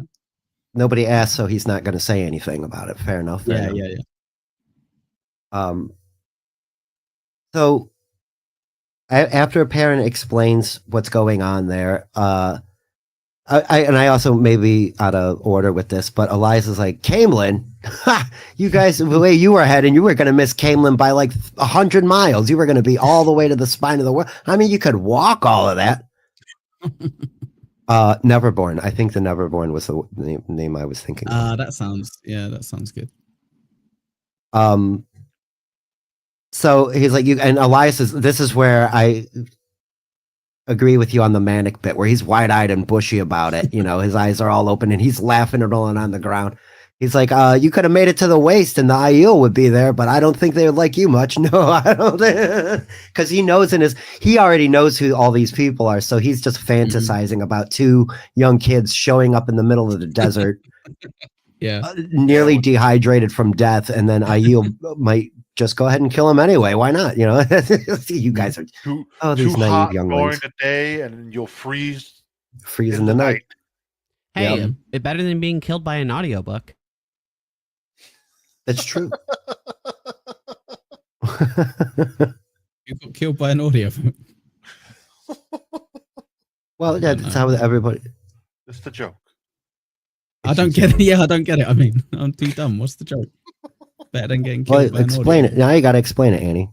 Yeah, please. Because Aiel, Ogiers, and audiobooks. Oh, you can get killed by Aiel. It was a really terrible joke. No, it's fine. Everyone laughs. I was like, I'm just being stupid, so explain it. No, everybody's got to do a Shuli now. Annie, you're the best. Annie. I'm sorry, that's the So Shuli, supertip.gg/echo. Good point. Yes. Oh yeah, that's right. There's links pinned to the chat. There you go. We got and you can use the voices, Chris. You can use Michael Kramer and Kate Redding if you'd like, since you would already know who those two are. So Perrin and Egwene are trying to figure out what they're doing. Elias is kind of chuckling at him. You guys don't know what you're doing. You're lost. And so, hey, Belle. So Egwene says, well, why don't you give us some directions and we'll be on our way. And he's like, if I give you directions, you guys are going to get lost again. Yeah. Exactly. Yeah, if you don't mind. So Egwene says, well, can you help us out? Guide us maybe. He's like, Elias is like, I'm not the leader of this pack. I told you Dapple was, But, it comes to that they're going to, like, Elias and the pack of wolves are going to help escort them to Camelin, Nice. which is very nice because they would be lost out in the middle of nowhere. But moreover, though, like, Elias is trying to explain to Perrin, it's like, this is going to be your future. These golden eyes, this ability to talk to wolves. It was a 40-minute chapter. There was a lot of talking, but there's not a lot of action. So we're going to end up, pontificating on some things here in a moment. But Elias and Dapple decide to lead Egwene and Perrin through the woods and get them to at least Camelin. But it's noted that Elias is not a very friendly person. He doesn't like people. He stays away from farms, towns, cities. He doesn't go anywhere near them. We got a little bit of lore dump of Elias's history right after Perrin told the truth. Elias gave him some things back. He's like, well, the wolves found me. They were around me a lot. I used to be near the White Tower, and they were going to try to steal me. The Red Sisters. Right. And it wouldn't have worked, but they were going to try it anyway. That made me mad. So, I ended up killing a couple warders, and that's bad for business. So, I kind of had to leave. So now we know why Elias. Then. Yes. I don't want to divulge something because I don't know if he said it. I can't remember or not. But he was near the White Tower for a reason. Himself, other than just being able to communicate with wolves. They found it to be work of Shadowspawn and the Dark One. Like, they think it's related to evil, but like Elias explained earlier, this is older than Aes Sedai. This is older than this is as old as wolves and mankind themselves. We used to run together, and I think that frightens Perrin because it's very much opposite of him. The previous chapter and this chapter shows how deliberate and methodical he's being, and all of a sudden now he can talk to wolves and is riding what Elias mentions, is the edge of society. You're still a man, but you're part wolf now, buddy. Wolves are wild, and Perrin doesn't like that at all. That's how do you like we mentioned before, Annie said, like, it would be cool to get wolf powers. I just read that in a post on Reddit. So why is Perrin acting this way? Why do you guys think he's so reluctant for this change? If I'm just pontificating, it's because it's something he didn't seek or ask for or look for or want, and it's something being thrust upon him, just like everything else kind of in the journey so far. So it's just another thing that is being forced upon him, whether he wants it or not. And whether it's going to benefit him or not, it doesn't even occur to him right now, because it's just another thing that he's just like, I have to do this now. And Perrin just seemingly just kind of wanted a simple life and only left town because his two buddies were leaving and he's kind of being forced to. If it was just him, he may have even still fought Moraine at the beginning and been like, no, I live here. I do this. I have my job. I'm needed in the town. He may have fought, but his two friends went and whatever. And anything that is dragging him further and further away from his home life, he's just like, no, I'm going back home. After this journey to the White Tower, I'm going home. Same with Nynaeve, I think, too. But go ahead, Luke. I'm sorry, I didn't mean the line there. I already know the answer. Well, no, I'm wondering what how would you handle this? No, how would you okay? And why is Perrin reluctant? The way we see Perrin, he's a reluctant person, and he looks like he don't like change. The way he comes off so far, he's not into the change. Like Annie just said, the only reason he left town is because, his two boys left and he was kind of forced a little bit. But if not, he would have stayed with Master Luhan building weapons and doing whatever in the town. So, he's not into change. He doesn't like it like most people. So, yes, you think of our friend Perrin here, okay? He's big, He's strong. He's slow. He's cautious. He's careful with it. He's make sure when he's going through a crowd that he's not like stepping on people, that he's not hurting them. He's very much in control. He's aware that he could hurt people if he's not in control, if he's not knowing exactly what he's doing. Now he's getting told, but you're wild. You're pretty much a wild animal. You know, you're going to be unrestrained. You're going to be unleashed. And he's like, but that would be dangerous. I could be dangerous. I could hurt people. I could hurt things. And that's I think that's why he's always going to be very conflicted, like especially at this point. But in general, that's why he's not looking forward to this or isn't, oh, that's really cool.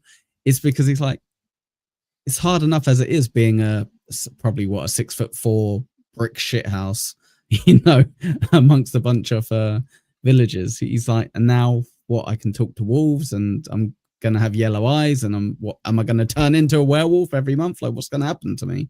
So yeah, yeah, I feel for him, because he's maybe one of the few people that you can understand, like, this isn't the best thing to happen for him. You know, why can't it be something that the other guys have that he can maybe control a bit more? But yeah, that's why I think he has the little internal struggle with it. So that's very much my feeling too. Like, he's a deliberate person being told that, you know, there's a part of you that is instinctual now.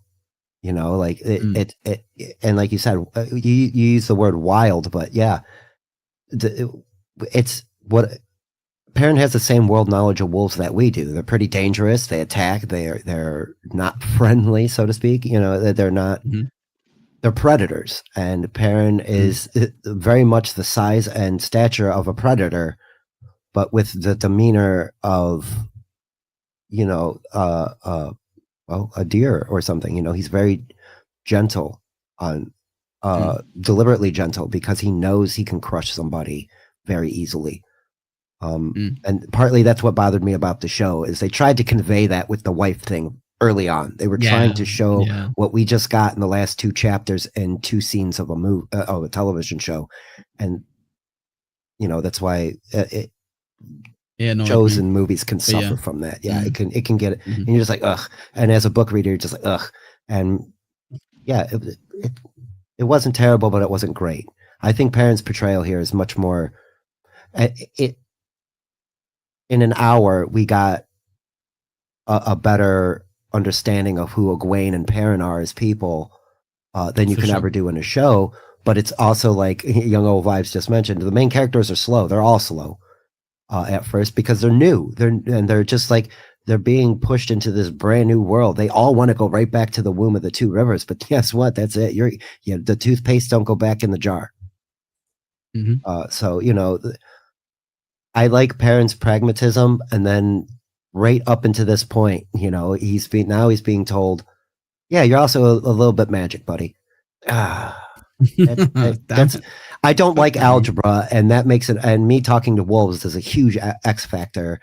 That can, like you mentioned, does he change to a wolf every month now? Who the hell knows? You don't know, because this is all brand new. And I like Elias's character in this chapter too. Thanks for the descriptions from you guys.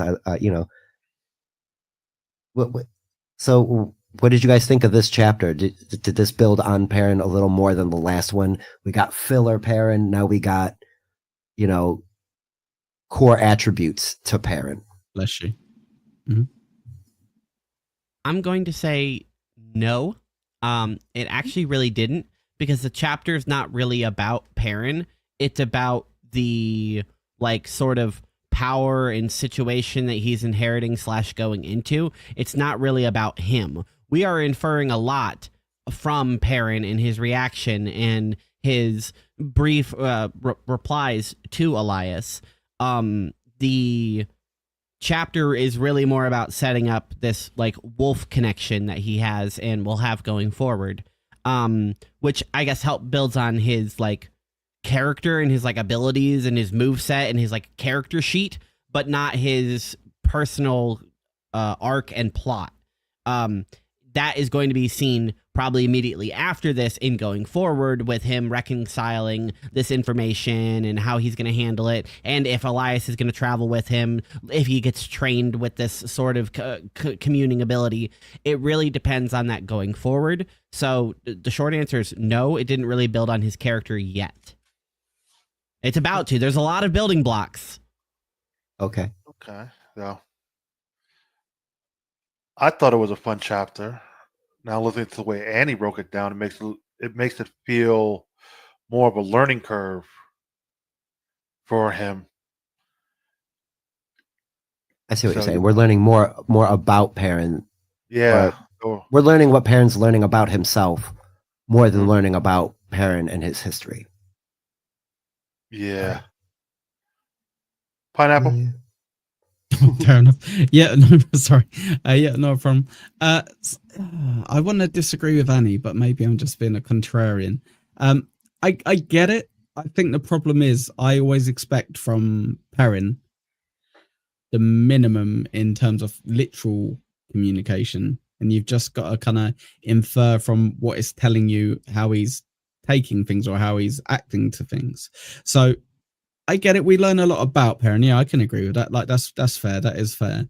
But what we're also learning about Perrin is don't expect him to be like monologuing in the future as well, because this is something big happening to him, and he's like, yes. So anyway, and even when he's telling the story, we don't hear any of the story. Like, not that we need to.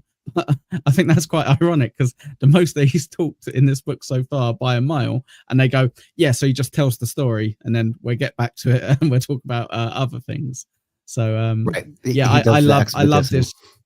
Yeah, I love this chapter because if you're going to end up loving Perrin as much as I do, and like you can love Matt as well. Matt has moments like this as well, but this is the first time where you kind of see stuff happen to Perrin, and Perrin kind of interact with it and him make those decisions. The reluctant leader, like you said, Spurg, where not only was he being the reluctant leader with Egwene, like deciding where to go and all that rubbish, but by going, let's tell the truth then, because I'm analyzing the situation, I'm being thoughtful for it, but hey, if we're lying and they think we're dark friends, they're gonna eat us. So it was the right decision to go, fuck it, like screw what Moraine said. I'm going to have to say, this is exactly what happened to us and hope that you're friendly, essentially. So I loved it. I genuinely was so happy when I listened to this chapter. I do enjoy this chapter a lot. It does help that I do like wolves. Like I said, I'm a dog person. Sure. Yeah. So when the wolves come, so when you get like those personalities, like they're not really present there, but like they mentioned Burn, he got his name because he got burned, and they mentioned Dapple's name being a collage of things, and there are other ones that we meet later that also it's really cool to me that they throw animals in there. Go ahead. Also, that was mentioned, the Trollocs don't like wolves. No, and they will go out of their way to. The wolves do not like Trollocs either. Let's be honest. Yes, they very much make that point that it's a one-track mind. If they get anywhere near any dark friends or shadow spawn, it is kill until they are gone. Also in this chapter, they make mention, because they mention the half man. Yeah, the wolves can take out a half man. They lost a half a pack, but they don't stop until the job's done. So that's how willing they are to end.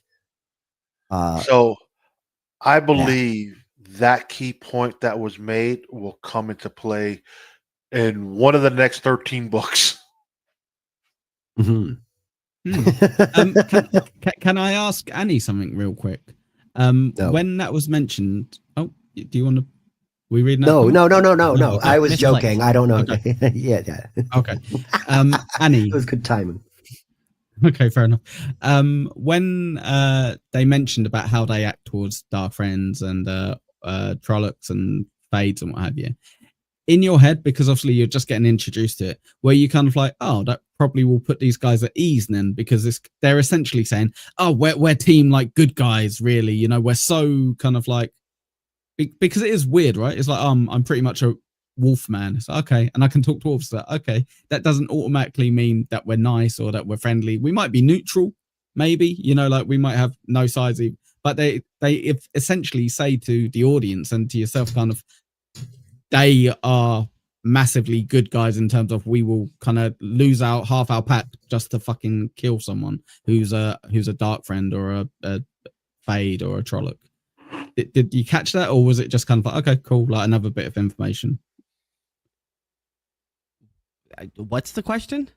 Okay, well, it wasn't really a question. It was okay. Do you want me to say it, or did you hear it? Okay, so the question was more, when you find out that they're so anti Trollocs, fades, did you kind of go, oh, that must be like reassuring? Okay, they're good guys, because, like I say, when you hear about wolves, no, neutral, definitely right? not. Like I said, my first reaction immediately as soon as I saw this guy was like, you can't trust this guy. It's another random guy, especially out in the middle of the woods. And then as soon as he's surrounded by a bunch of wolves, I'm like, you double can't trust this guy. Even if you do get to inherit wolf powers, which would be cool, would be cool. I don't know if you can trust this guy in this pack of wolves, because you have no idea what's going on with these guys. And just because they an enemy of my enemy is not always my friend, okay. So you can't just be like, oh, okay, well, cool, well, drop our guard immediately. And I'm glad that Perrin didn't, and he still had his axe. He didn't just be like, oh, okay, well, cool, here, let me just throw my axe over there. No, he had it with him like the whole time, because you never know what's gonna happen. So I like that it does show us that Perrin is cautious and like doesn't necessarily just he's not stupid, so that's a good thing. Okay. To more directly answer you, no. Okay. It shouldn't put them at ease, and it shouldn't be vice versa. Because just because you are like against the Dark One, if you announce that you're with an Aes Sedai, people automatically assume that all of them are with the Dark One. So it could be like, well, then you're clearly lying about the first part. So there's a lot of you got to be careful about what you say and what you let go slip. So I'm glad Egwene is kind of trying to pick up on that. Like, you can't just blurt everything out. Okay. And very much she does right then, and that's why Perrin shoots her a look, because it's not. They worked out a story, and here she is automatically. I got a belly full of food. I can trust this guy. It doesn't take much for a person to gain trust if somebody else is hungry or looking for some type of assistance, help, or something. Like, if you're looking to get rescued out of a situation, the first person that puts a hand out to you might not be the hand you want to reach for. And Egwene was like, I just want out of the water. You know what I mean at that point. But yeah, let's go to Pelel's quick question, because he was talking about, he asked oh, of course I bumped the microphone going to grab my low-level uninformed take. He sounds like Clark Kent in Smallville. He just wants to be a normal dude and has these powers pushed on him to make him feel different and stand out, and he just wants to fit in. Perrin definitely, even before the powers, just wanted to fit in. He stood out because he's a blacksmith apprentice. He was already larger and more muscular and masculine than everybody else around him, except for his, the person he's apprenticing under, and his wife, apparently. Alsbet Luhan, the lady of the house, is probably stronger than the man of the house at some point, which is mentioned. And this is why I think it's interesting that Perrin is getting. It's not only is he just Superman, like in stature and size, he's now getting laser vision. But you know what I mean. On top of it, like and the ability to communicate with animals, wolves in this case. So. Yeah, he's definitely not fitting in. It's not exactly an uninformed take, but it's even more so because he was already half super, and now he's getting more. And he's, dude, I just want to go home. Nynaeve just wants to go home. Egwene wants to go to the tower and do great things. She's already gung ho. I'm out of here. Fuck this. Out of all of those boys fantasizing about adventure, Egwene is the one embracing it the best. And I think the boys are reluctant for it. Hot takes, anybody on that one? Go on, Annie. Lou? What I have to say is it has nothing to do with that. So, regarding that, I think you're kind of right. She's definitely the most gung ho because she's the only one that's there because she wants to be there. Everyone else is there because of another reason. Excellent point. Yeah, Egwene wants to adventure and see things and learn, where the other ones are there because we were told to protect our village by leaving, so we had no choice. If not, we'd still be home doing stupid shit. Even Tom, he's only with them at with some sort of obligation, and also it's convenient, and we also don't know his third reason. So, he wants to take care of the boys, and that, but he's not really there just because he's like, well, I like these guys. I want to hang out and stop being a gleeman and just be like a random adventurer and take these people on a wizard journey. No, that he's clearly got something else going on too. Egwene is the only one that's like, woohoo, adventure, let's go, let's party, the camping, going through big towns, running from big evil monsters. Wow, it's also scary, but it's super fun. So we did forget to mention earlier on a tiny moment, but it's a cool moment where Perrin finds Egwene and she's got a fire running, and he's like, oh wow, God, she's doing well, she's doing better than I was. And then the next day they're like, oh, let's get a fire running, and she's like, I can't bloody do it. He's like, well, just get the flint out, it's fine, just do it how you did it the other day. Lost my flint. And she's like, yeah, long story short, I've been doing the magic that everyone hates so much. And he's like, you bitch, stop doing magic. Yeah. And she's like, no, don't tell me what to do. But I think we've got to realize with Egwene, she's the only one of all of the people from Emond's Field who's got ambition. She's ambitious.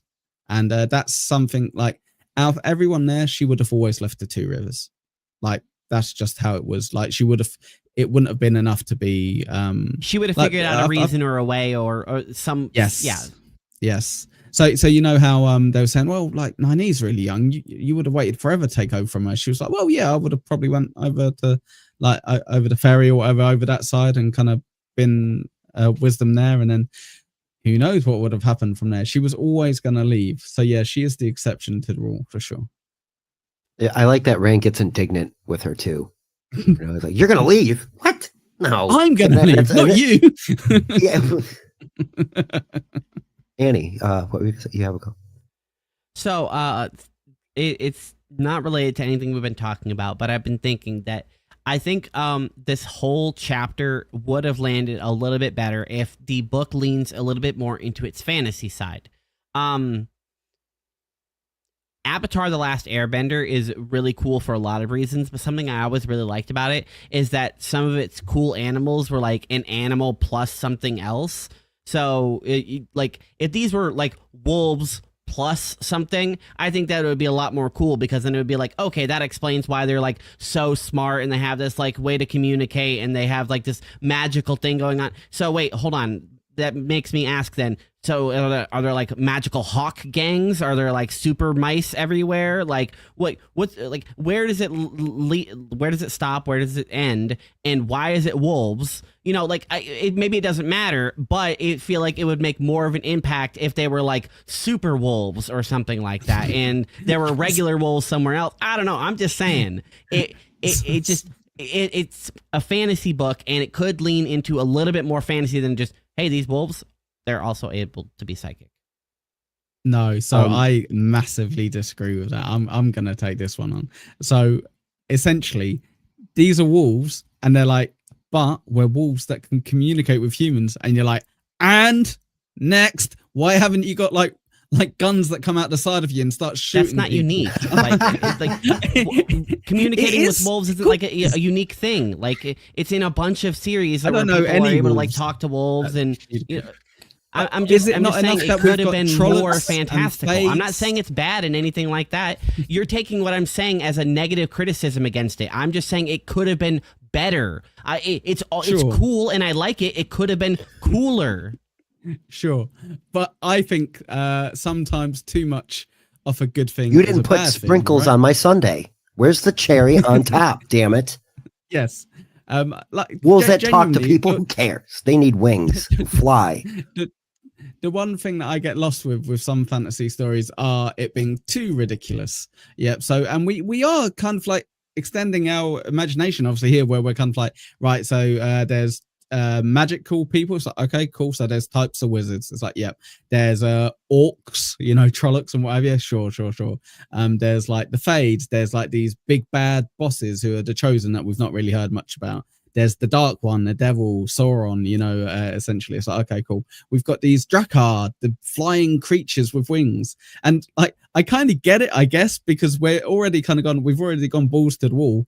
Just add something extra to the wolves. But I guess that's why I like it, because I can kind of,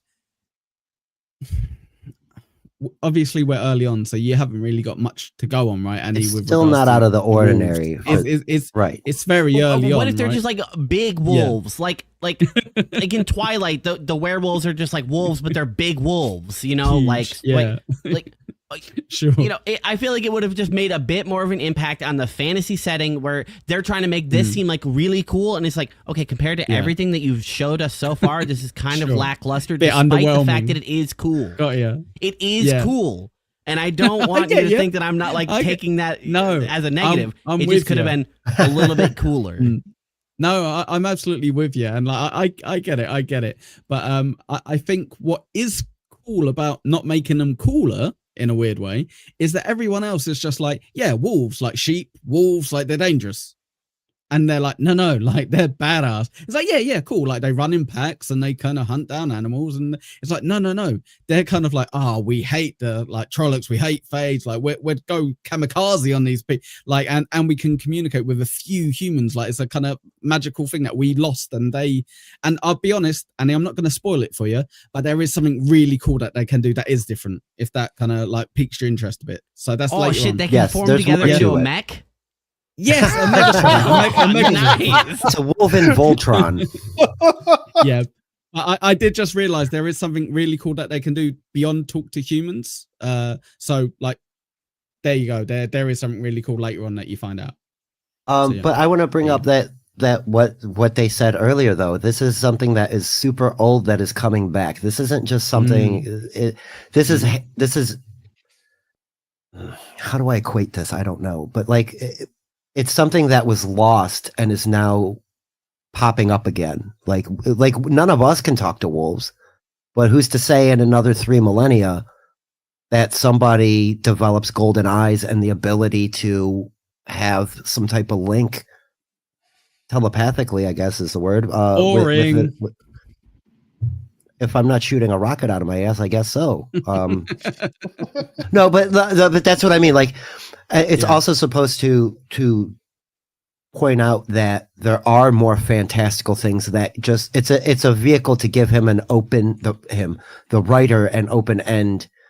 Hey man, I might make some shit up later on, and you're just gonna have to deal with it. And here is the reason why: because old shit can just happen. Men's viewings it's something that happens, and the Aes Sedai don't know what it is, and because Moraine says that like they just know that she can do it. Old? Yeah, exactly. But that one I don't know if it's old or not. Yeah, exactly. Yeah, no, that's what I mean. So and it's also brought up that Aes Sedai do not like anything that happens outside of the one power that's like that. They do not like people communicating with wolves. They do not like people having visions or any of the other few things that will be coming up later, like Echo had mentioned. But so far so good, right? So we leave this chapter, since we're coming to the close. We close this chapter with them all kind of gearing up and heading out, and Perrin being extremely. He's not happy about what just happened, but we got to keep pushing, and that's why I like his character so much. Is he's very, and Moraine as well is very. I deal with the world as it is in front of me, kind of people, and I am very much Perrin like that. Stoic. I would. Perrin come under Stoic? Yeah, I think he's a good example of Stoic. He generally seems to be. If he has emotions and stuff like that may influence him, it's very deep and it's in his subconscious, and it's at least inferred from like the writing that we are hearing like the surface level thoughts and maybe one level deeper than that, and then things going around them. We don't really hear what's going on in their like soul and like in the back of their mind and while they're processing, because there's a lot of other stuff going on, and you can't just have thousands and thousands of words on one page. So if he is very emotional, he's very good at quelling it, which is like the definition of stoicism. So yeah. yeah. Lou's falling asleep. No, I'm cool. Go on now. I'm cool. I'm trying to, like I said, I'm keeping book to book, show to show. Yeah. That's so, like you mentioned before, though, Lou, like this is, he's not with Egwene, and this doesn't really happen this way. So there's not. Perrin is definitely one of the top characters in my book, and opposite of Matt, who you've been kind of punching a little bit, because Matt definitely shows a little bit we've gotten from Matt. Matt comes off as a fucking an ass clown, and from what I've seen throughout the whole first season, Matt was an ass clown. So well, I think the show went a little hard on Matt.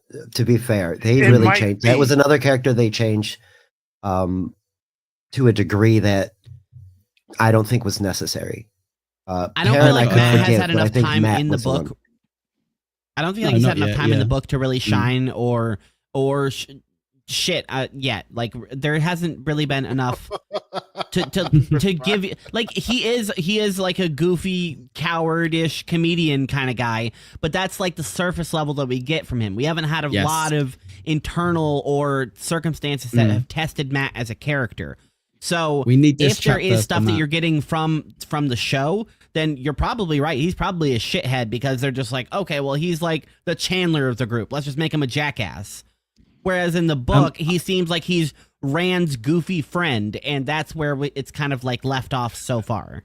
And like what Pineapple has said, my introduction was the show, so I got that first glimpse of Matt through the show, and it's kind of playing off the same way in the book.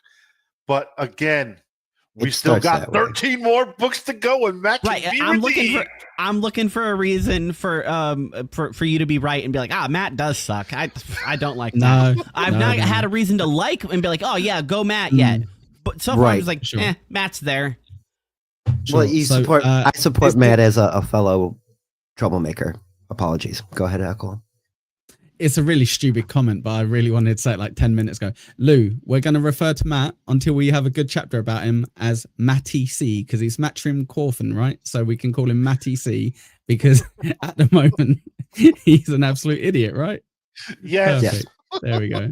Wasn't worth it, but I wanted to just throw that out. Matty C's right. Like that's but Chris. Chris is right though. Last episode, Chris, I told Lou, I was like, I'm going to make him understand why Matt's such 100%. A good character at some point. He's top three. No, go ahead. You're right, Echo. I was just it's hard, Chris, to sit there and see your comment saying Matt is the most lethal one. Knowing Lou, you're fired. You're not allowed to read. You're not allowed to read the comments. We're at the end of the show. No, that's not the rules. That's not the rules. It's hard. It's hard, Chris. It's hard. That's what I was saying. Yeah, there's. I arguably Matt becomes a very lethal. You know, it depends on what you see that as. He develops a lot. Nynaeve develops a lot. Perrin already is starting to develop a little bit. So you know, the only one not developing develops a lot. That's the only one not developing at the moment is Rand. And I would argue that's all on purpose because it's being hammered, but it's not pronounced. But we did just mention it. Egwene's the only one that's like forward facing. I'm ready for this. Let's go do it. Rand is like, nah, I don't know about this. Matt's like, when do I get to go home? Perrin's like, we're going to go home someday. And Nynaeve is like, I'm taking you home now. There's very much a reluctant call to arms here, and they ain't having it. They are not having it. The difference here with the Fellowship is, Frodo and Sam had the axe, the arrow, the sword. These guys are like,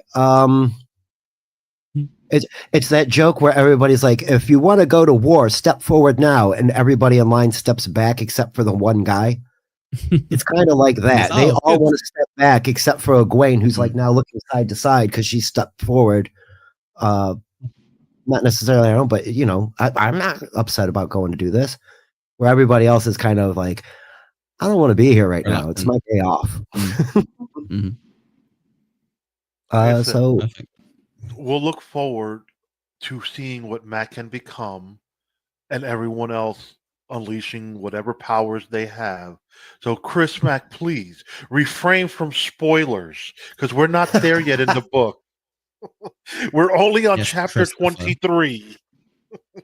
And he's not even spoiling much of anything. Because once they all get their gifts, I mean, that has what you guys don't even know. You have no idea. And we're going to get you there. But until then, we're going to do plugs because it's already 2 hours, 10 minutes in. Echo Pineapple, since you're on my channel, you can plug your channel. Yes, why not? At Echo Pineapple, go follow me, subscribe to this channel as well, though, idiots, because this is where this will be. And it's been great, Spurg. It's great to be back, guys. I love this. It's a lovely bit of time to chill with my friends and just talk about a brilliant book. I would say I heard you guys talking the other week about, read ahead if you want, blah blah. Try not to, I reckon. As if you can, try not to would be my advice, because it keeps it so much more fresh. If you're not thinking ahead, because you see how hard me and Spurg have to kind of be like, don't fucking talk about shit. So yeah, Echo Pineapple. That's the plug, right? Sorry. Next. It is much more difficult to keep the chapters contained if you read ahead, but at the same time, I can't keep cucking people if it pulls you along. I would say definitely refrain from trying to finish the book, because then you will be like, well, then this happens later on, and you'll already see more foreshadowing. Like the foreshadowing from the day that we're talking. You're like, well, I already know. So yeah, I do. If you can refrain would be my advice, because you're always going to want to read more. You're always going to want to read more. I have that hard time from the fucking show to the book. There you go. So, but again, like I said, this has been a fun experience, and you can follow me at Lou the Monster 1 on YouTube and Twitter. Wow, he actually plugged it. Good work. Well done, Lou. And thank you so much for having me. I finally got my my house organized. I was moving everything basically in my house. So you can see my new studio set up. So I will be back on my YouTube channel for the next couple of days, streaming both Undertale and Callisto Protocol. So just follow me on YouTube. Just Annie O'Ryan / or I don't know what the YouTube URL is. You'll find me if you want to. There you go. At Insanity and at what is this game? WTGS. All the things are down in the description below. You can copy paste, you lazy fucks. That being said, Echo Pineapple, supertip.gg/Echo. Give him money so then he can buy me more snacks, because he's been paying me in digestives, and I am hooked now. He is absolutely. If you guys use super tip on this channel, I'm not taking a cent. Okay, so if anyone super tips for this show, any of the voices for this show, if you do it later or if you do it now, I'm not taking a cent. So there you go.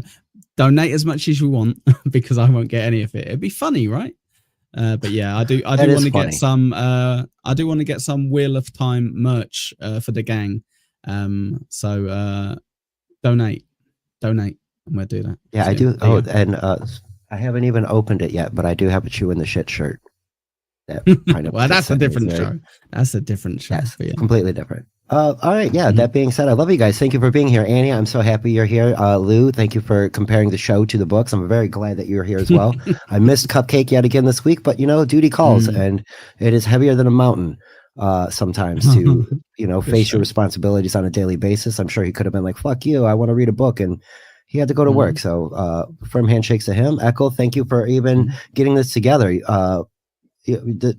Again, like you're saying, I don't get any money. You have invested already in the show, even though we moved it to my channel. There's a theme song, there's clothes, there's artwork behind you, and yeah, hopefully I'm looking to do merch myself at some point, meme shirts and stuff. So keep an eye out for that. Yeah, Thank you, Star, for sticking around. Thank you, Chris, for being here. Everybody else who is here at the end, Pell and everyone, love you guys, and we'll see you next time, I suppose. We wear the footsteps of our fathers, the trail blazed by our mothers. They bought the land with their blood, Lord, long ago, long ago. Aiel, Ogiers, and AudioBooks. Oh my. Oh, sing of Manetheret. Oh, we for the blood of Aiel. Oh, cry for Manetheret. Long ago, long ago. Aiel, Ogiers, and AudioBooks. Oh my.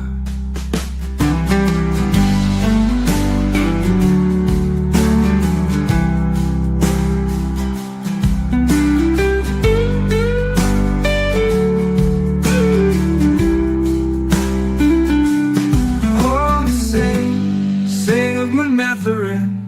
Oh, weep for the blood of Aiel. Oh, cry for Manetheret. Long ago, long ago. Aiel, Ogiers, and AudioBooks.